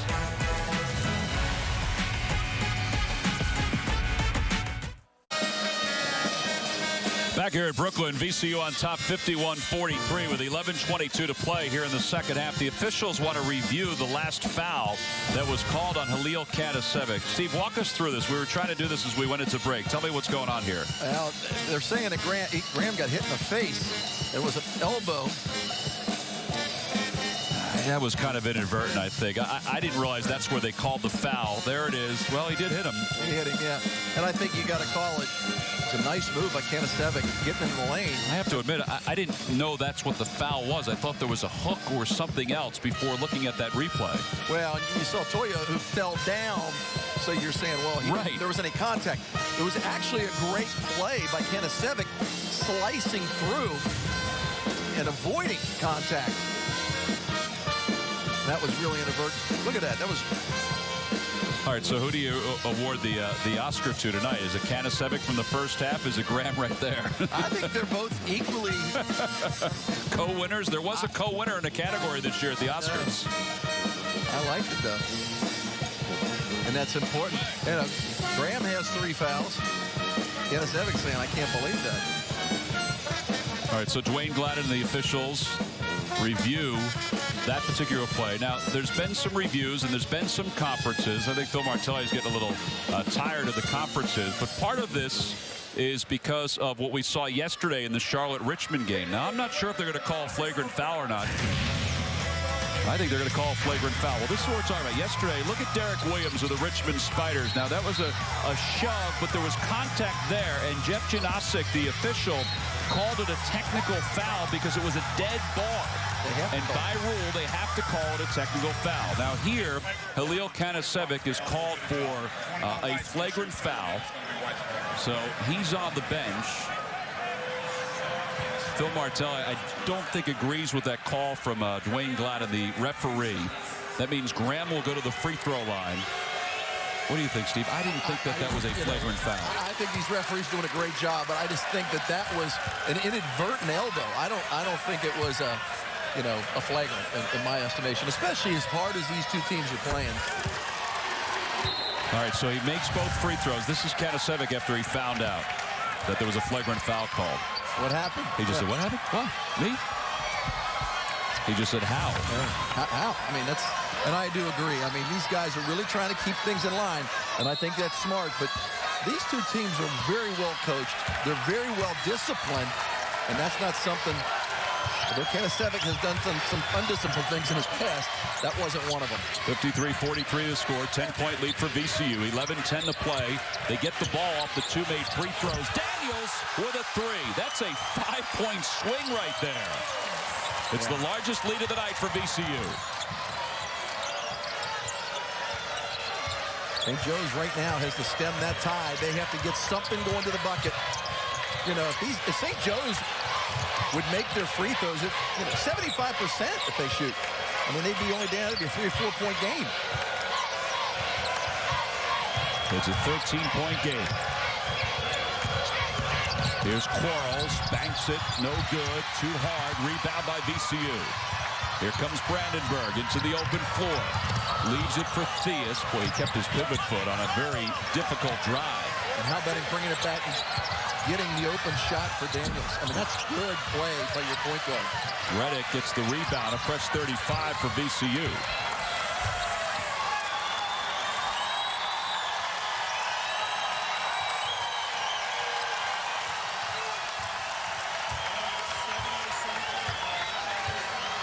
Might hear in the background how loud the VCU fans are. They really have traveled well, and Theus travels right onto the cylinder. It's a 9-0 run for VCU, and a timeout called by Phil Martelli.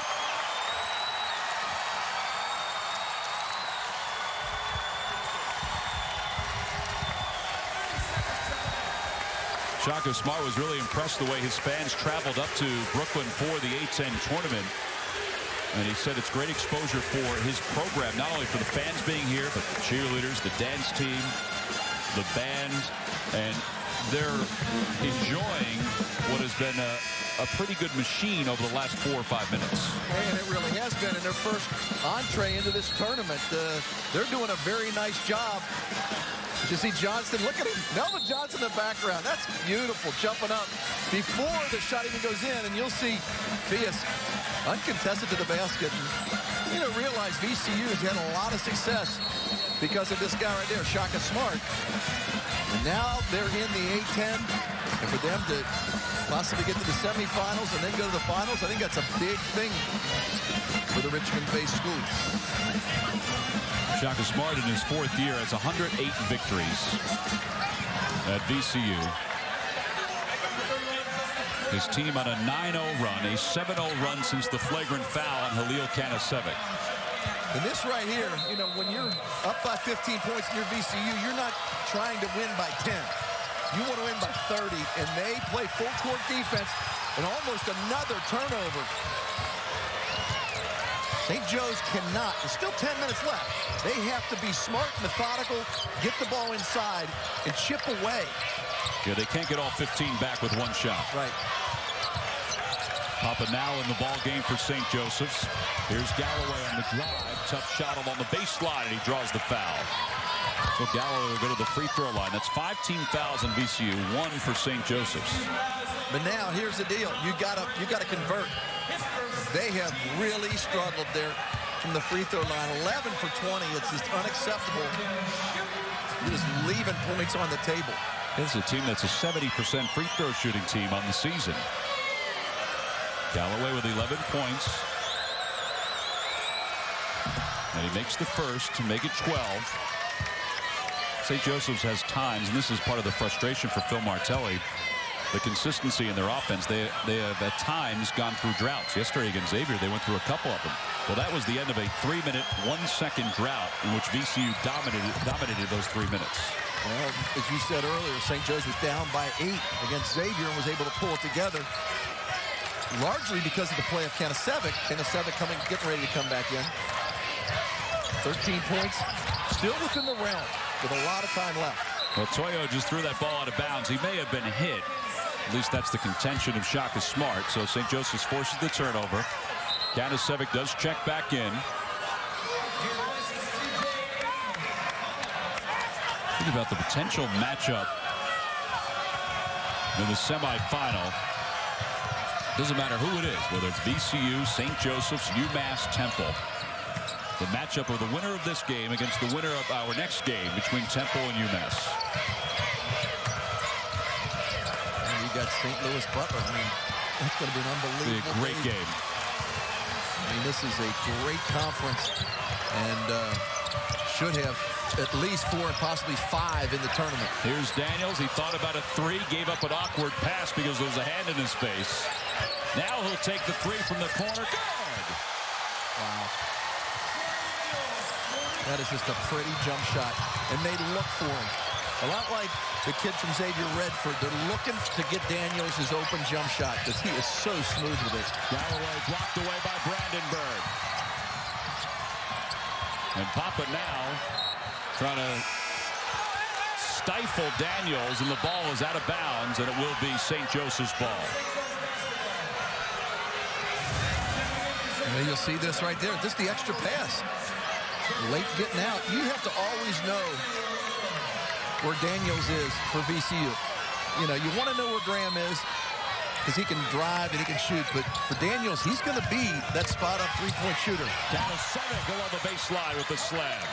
But it's still a 14-point game, 61-47. A little aggression taken out after that flagrant foul. He just threw that one down. How about Toyo from the corner? 11 of 17 from beyond the arc is VCU.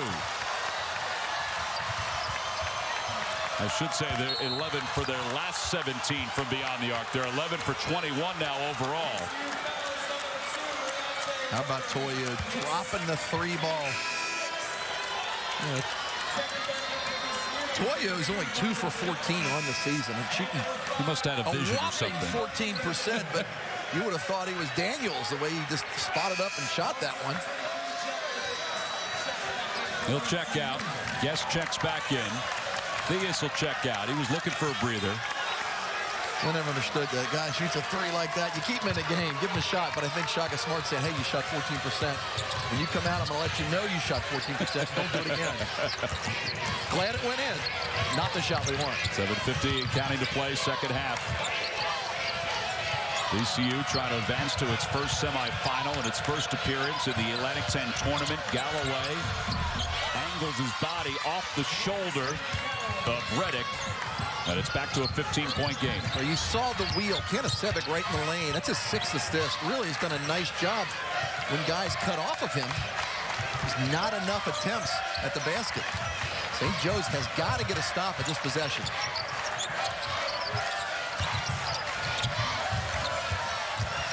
Spin move. And a traveling violation. 64-49 the score. 7:15 to play here in the second half. Kanasevic trying to bring the offense to life for St. Joseph's. The only problem that once the Hawks scored 2, VCU has scored 3.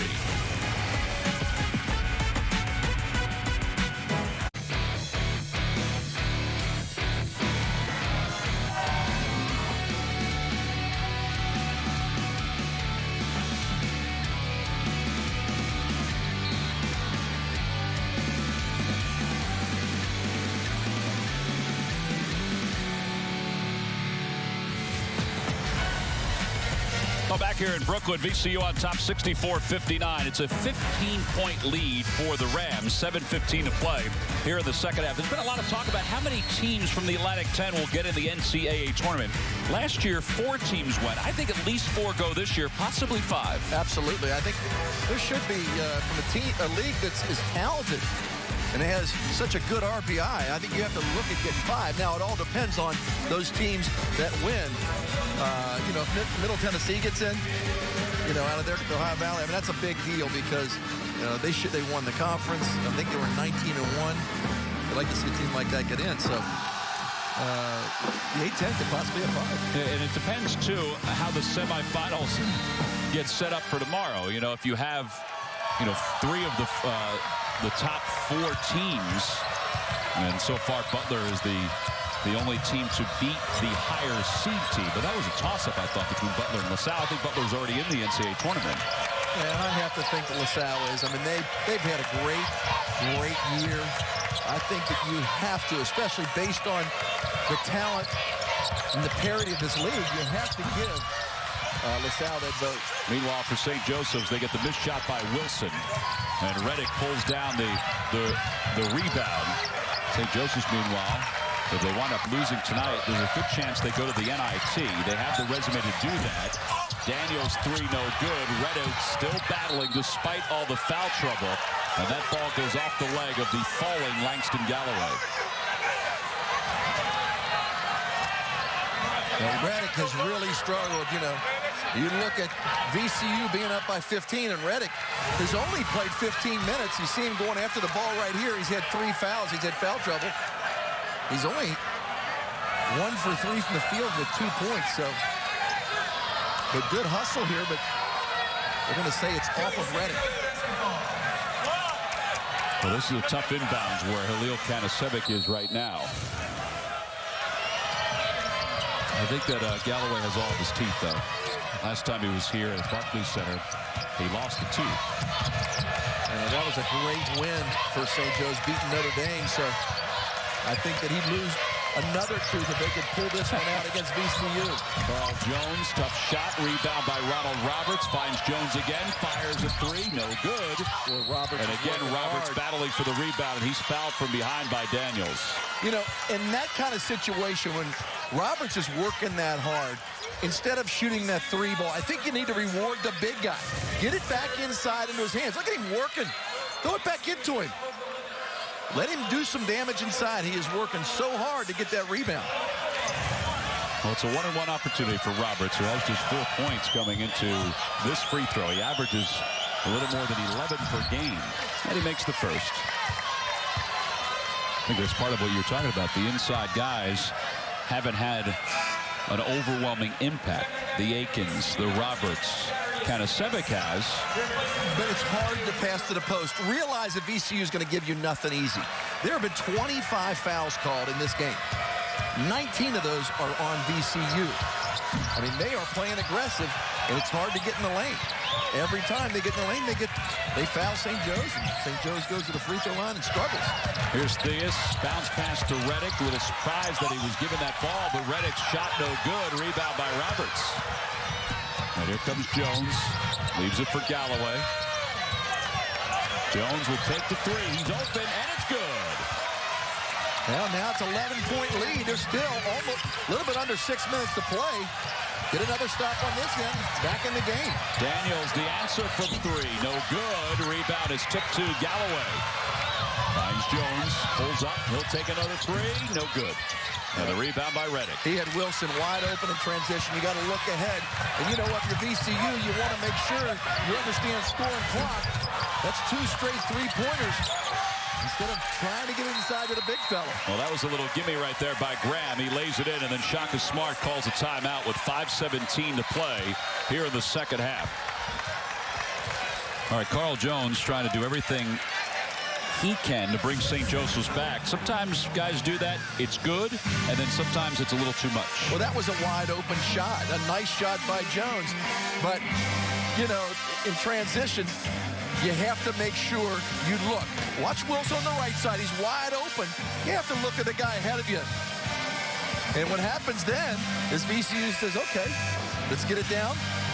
You see Graham with a little stick back there on the missed shot by Daniels. Graham, 15 points. In fact, 4 scores for VCU are in double figures. And then you have Brandenburg, who has 9 points. Treveon Graham is just a sophomore.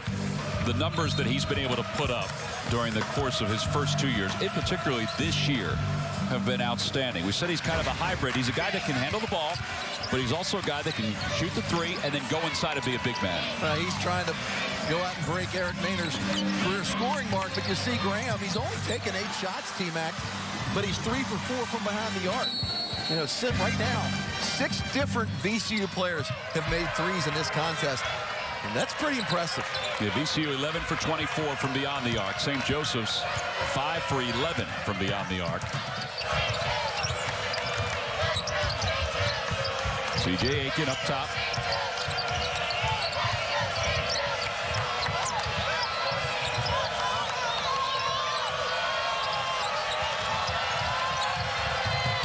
That was a tough pass. Boy, he really tried to thread the needle, and the foul is called on the Rams. It means that Galloway will go to the free throw line. That was a tough pass, but you know what? Kanasevic is the only guy on this team that can make that pass. There's not enough good passers to feed that cutting man and to feed the post. What makes a good passer? A guy that's got good court awareness. Realizing you don't have to force it. You got to understand timing. It's no different than a quarterback in football. You know, this guy is going to be here based on his skill set.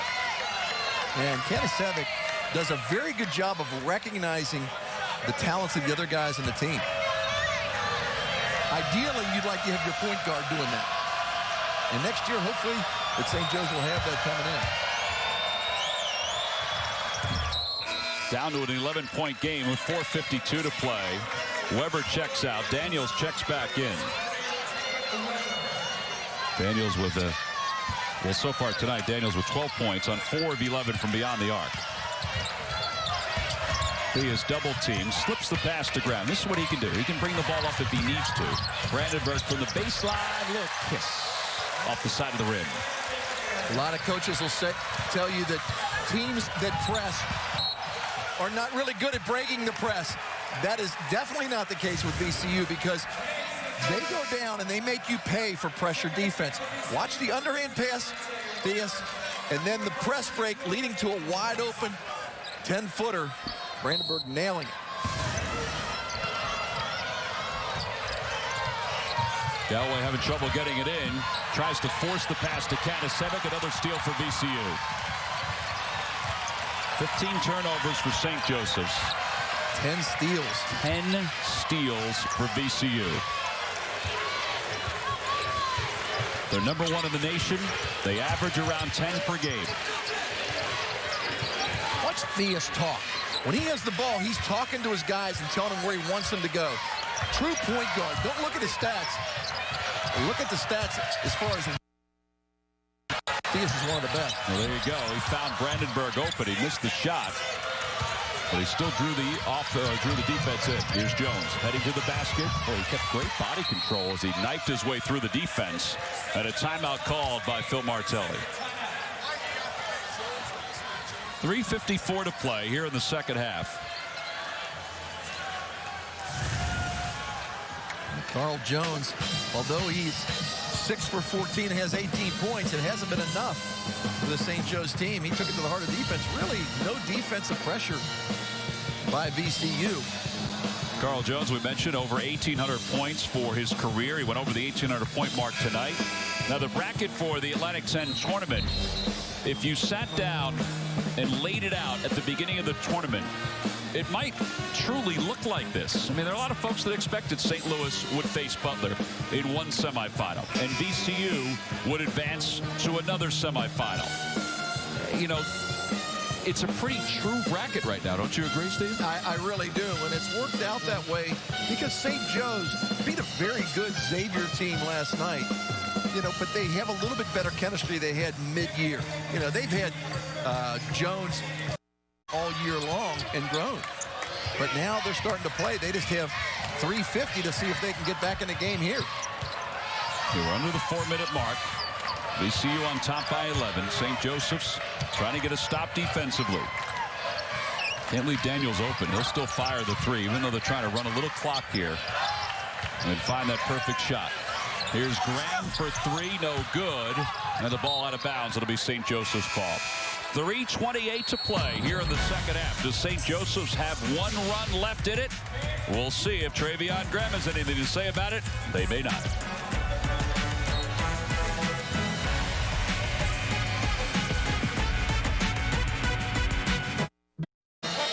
68-57 the score. 3 minutes 28 seconds left to play in the second half of this quarterfinal matchup. The right to move on to face UMass or Temple. Take a look at our game summary. Galloway's gotten going, but he and Jones are really the only pieces offensively to get going for St. Joseph's. And you have to look at it. When you shoot 26 threes and you make 11, you better be winning. I mean, and the first one is a big check mark. Well, the last time VCU faced St. Joseph's, they were 7 of 32 from beyond the arc. Little difference tonight. Well, that's 15 points difference right there. Not a math major, but it's pretty close. That was pretty good, though. Your numbers were nearly on mark. Yeah, 33 to 15, a little bit over.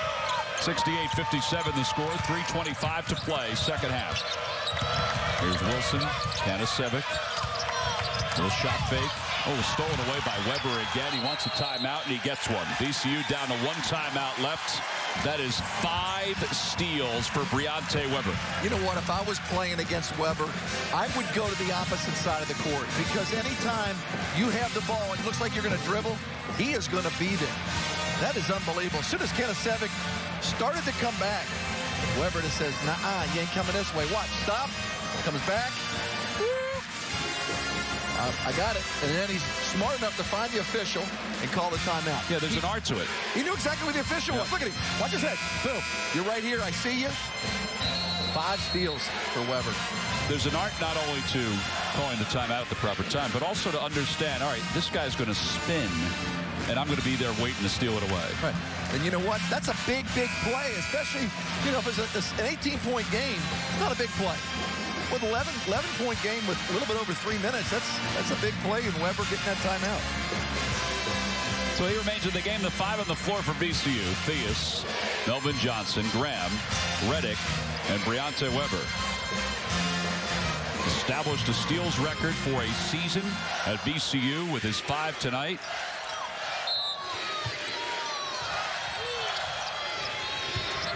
Little pressure now by St. Joseph's. You like this? Well, they've been doing it, but it's just, you know, VCU does a pretty good job of scoring against pressure.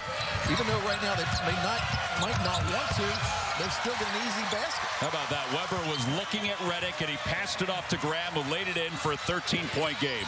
But young kids, you got to know, when you take the ball to the middle, that gives you balance, gives you options.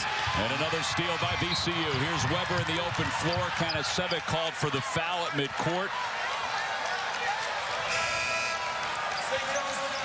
Well, what VCU does is get the ball to the middle of the court, and then you have two options.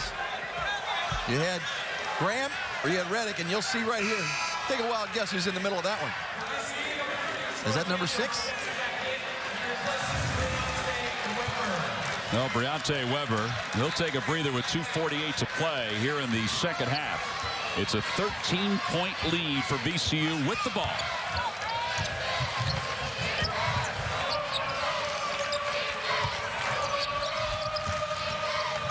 Here's Graham open from the free throw line.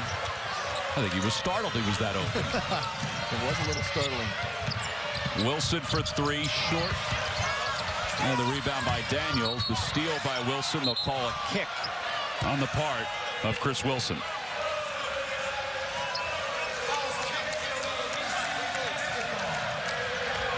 Well, we've seen crazier things happen, but it's a 13-point lead for VCU. If they can take care of the ball, then they're going to take care of a trip to the semifinal. Johnson with the offensive board and the foul on Wilson. A push from behind. How many teams at the end of the game, under 3 minutes, break the press? Take a 3? Take a 3. You know, that lends itself, and we talk about havoc in the beginning. It's not just defense, it's offense. That's got to make you think. These guys are not trying just to run the clock out. They're trying to bury you. Well, and it's their game, too. That's their style of play, is to find the 3 in transition. I actually like it because a lot of teams get a lead and then they play to keep from losing. This is a team that keeps the pressure on. That is a marvelous pass by Johnson in the lane. A no-look cross-his-body pass. Well, the freshman has had himself a nice day. 12 points, 3 assists for Melvin Johnson. Under 2 minutes to play. Here's Jones, right side of the lane, sweeping shot. Count the basket.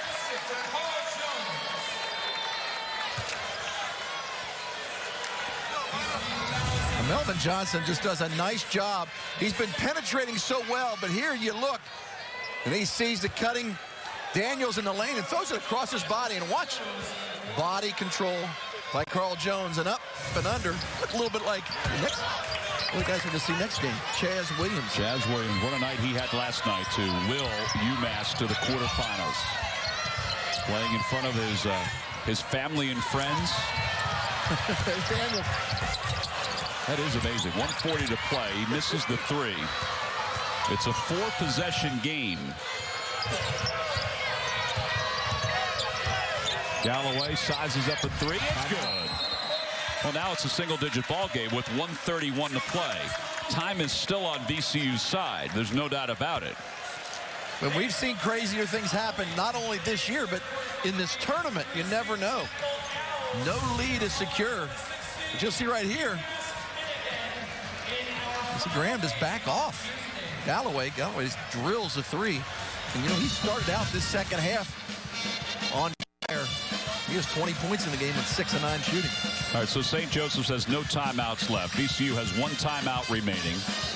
St. Joseph's in the bonus. Now, the Atlantic 10, this has been a special year. There's no question about it. If you've watched any of the games this year in the Atlantic 10, you know 8 non-conference wins versus AP top 25 teams. 3 teams in the AP top 25 at one juncture. St. Louis and VCU are still there. 7 teams with at least 20 wins. I mean, just think about the way the teams in the A10 knocked each other off. And they have 10 teams in the top 100 of the RPI, 5 in the top 50 RPI. It's one of the reasons why this conference has been ranked so high as the season has progressed. Yeah, on every game, you know, you sit there and you talk about how great Temple is, but realize that St. Bonaventure went into Temple and beat them. And St. Bonaventure didn't even make this tournament. So, you know, you talk to some of these coaches and they say that anybody could win this tournament. And even St. Bonaventure, although they're not here, could have won this thing. That's That's the irony here. Yeah, I was talking to Fran Dunphy about that the other day. I said, you know, it's amazing. St. Bonaventure's not here, but they could have come in and won this tournament. He said there's no question they could have won the tournament. Well, how about Xavier beating Memphis and St. Louis at the Cintas Center, and they're a team that loses first round.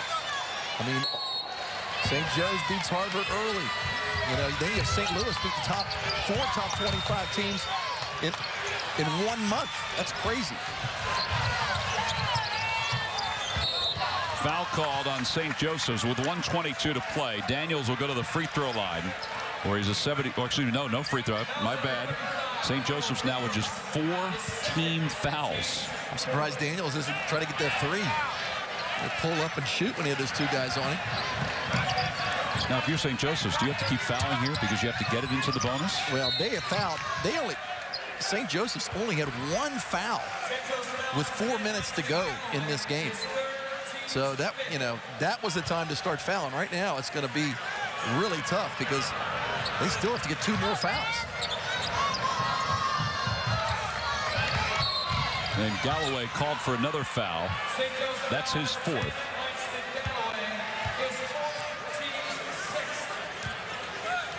Well, now they still have to foul 1 more time, but they can't have Galloway do the fouling. Right. He's going to check out. Quarles will check in.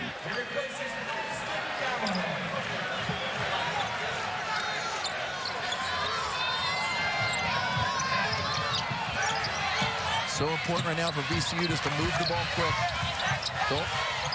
Don't allow them to foul you. Jones gets Daniels.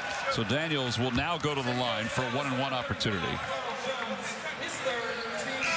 And we mentioned Daniels 75% from the free throw line. VCU has only attempted 4 free throws in tonight's ball game. And 2 of those were on the flagrant foul by Halil Kanasevic. But they have 17 more attempts at the basket than St. Joseph's. Well, Daniels misses the front end, so it remains a 9-point game. Whistle blows, and I believe a foul called on Theus. Well, that's not a smart play because St. Joseph's is in the bonus. So now they have a chance to shoot 2. There's 10 fouls on VCU with the clock stopped. And you're sending traditionally your best free throw shooter, although this year has not been the case. He's just a 69% free throw shooter. But he's been an 80+% free throw shooter during his career.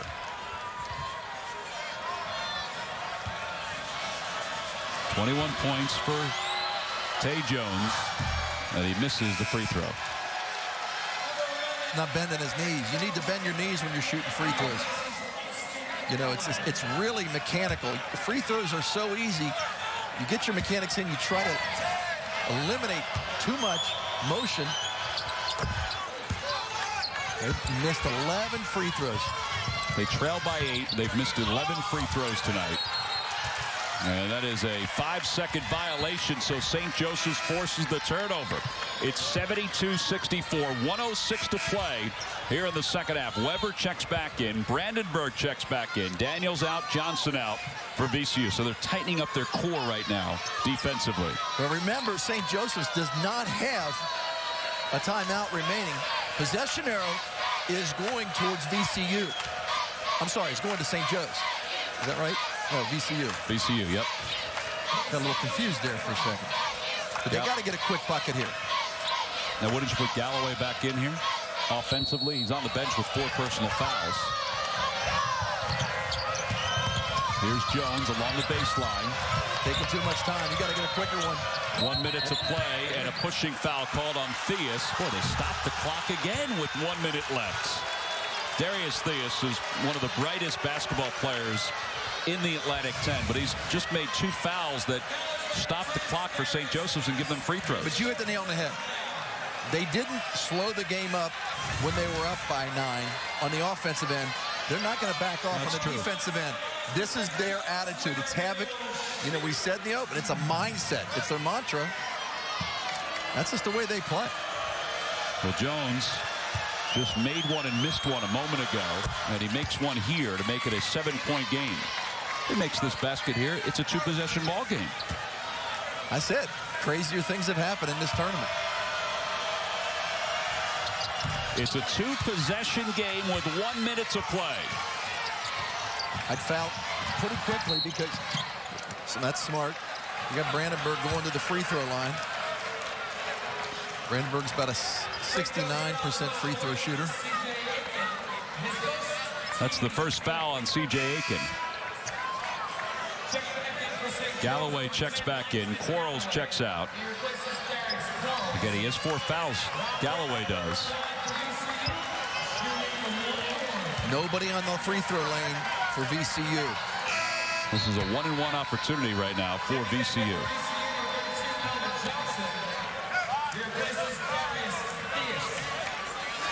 Theus out, Johnson in. Theus is out because he has 4 personal fouls. Brandenburg, first free throw of the night. It's good.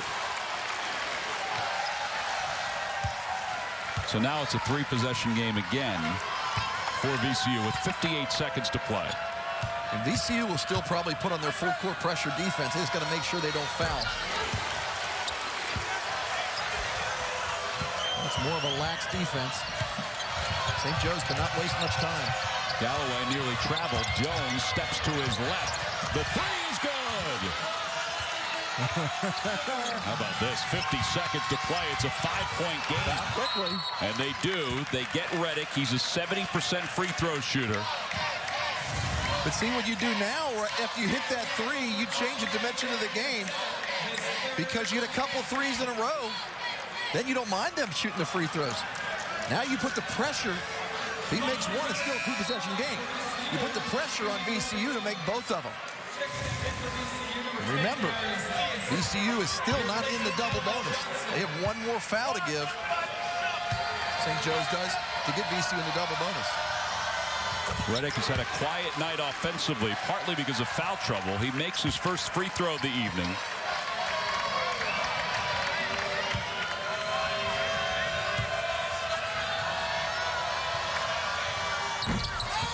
And he missed one, made one. Still 2-possession game. 45 seconds to play. Jones heads to the basket, has the ball stripped away, and it will remain St. Joseph's ball. Carl Jones lost that going up. And was fortunate it was off a VCU player. He thought he was fouled going up, too. He's not as good an actor as Sevick and Graham. Here's Galloway off the screen, launches a three, no good. Rebound pulled down by Reddick. And the foul on Aiken, and Reddick will go back to the free throw line with 35 seconds to play. Well, you see Sevick setting a nice pick. Galloway had an open look at the basket, a little bit wide left. Yeah, Phil Martelli just told him, don't rush. Right. Take your time. He was open, but maybe he didn't have his feet set the way.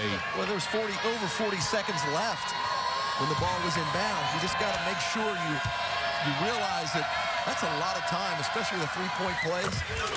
Three-point jump shot now involved in the game. You got to take your time on that shot. St. Joseph's has attempted 31 free throws tonight.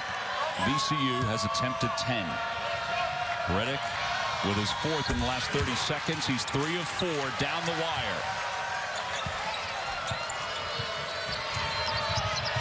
30 seconds to play. Galloway to the basket, lays it in. It's a 6-point game. Graham's got to get out from under the basket. They always say that backboard's an extra defender when you're trying to inbound the ball. Now they foul Reddick again. I saw Steve Lavin doing that yesterday in the game, trying to teach a player, you don't ever take the ball out underneath the basket. You got to move on the side. I don't care if the referee gives you the ball. You got to move away so you have some room.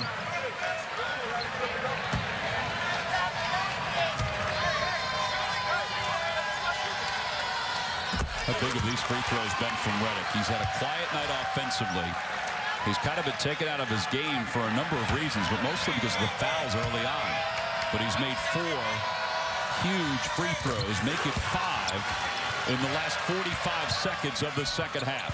And believe it or not, free throws have been the game. St. Joe's inability to make them and VCU's ability to make them as Weber gets called for the foul. And checking on Jones, who will go to the line with 2 free throws. But just 19 seconds left. See right here. Jones going, Weber just reaches in. It's a nice job of Jones raising his head to make the official aware that there was a hold.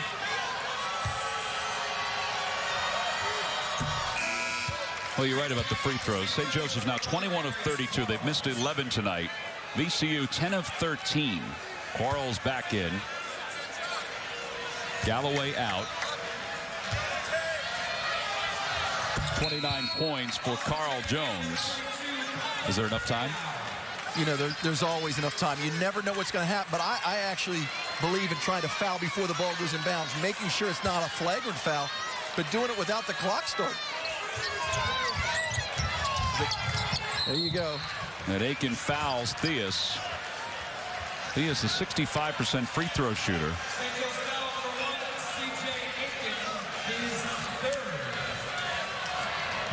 From St. Joe's, I'm happy somebody else is going to the free throw line other than Briante Weber. Reddick really has been smooth in the last 2 minutes. Yeah, VCU 7 for their last 9. Make it 7 for their last 10 from the free throw line.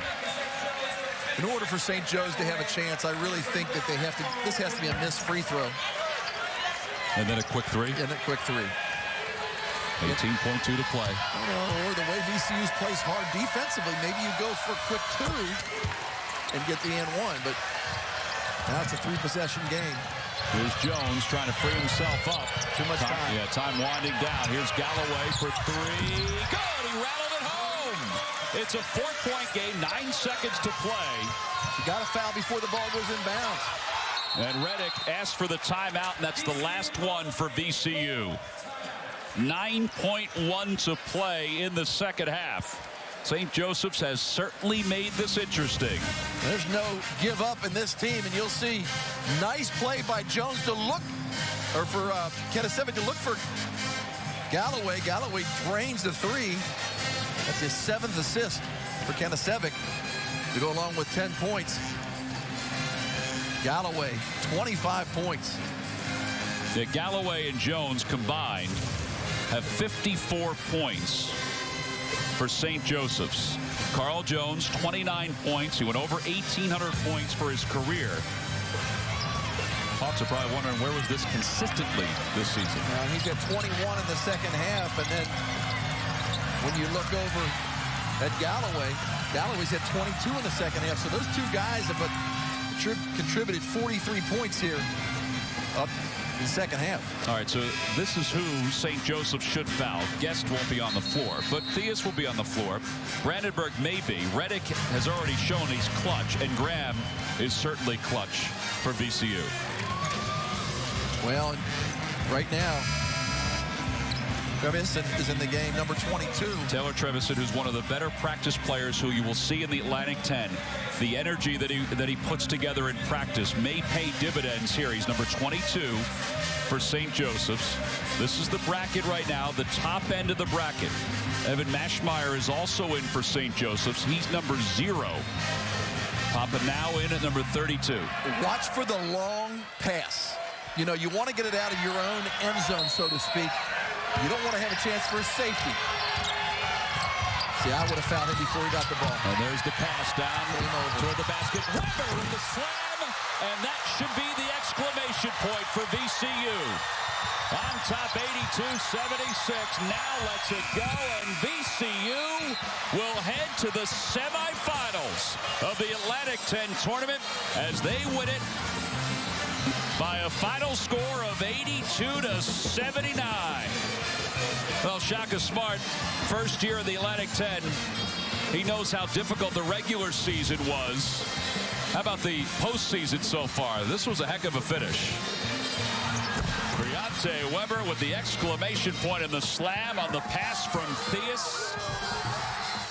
And the VCU fans erupted along with their bench.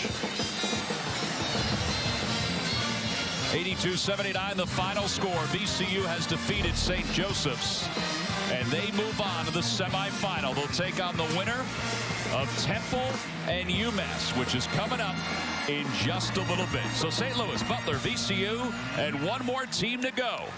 Either Temple or UMass. Once again, our final score is VCU 82, St. Joseph's 79. For Steve Wolf and our entire crew, I'm Tom McCarthy. For the latest scores, news, highlights, and analysis, log on to Atlantic10.com.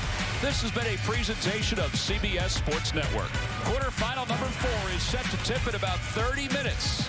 Make sure you come back. So long, everyone, from Brooklyn. And thanks for watching St. Joseph's and VCU.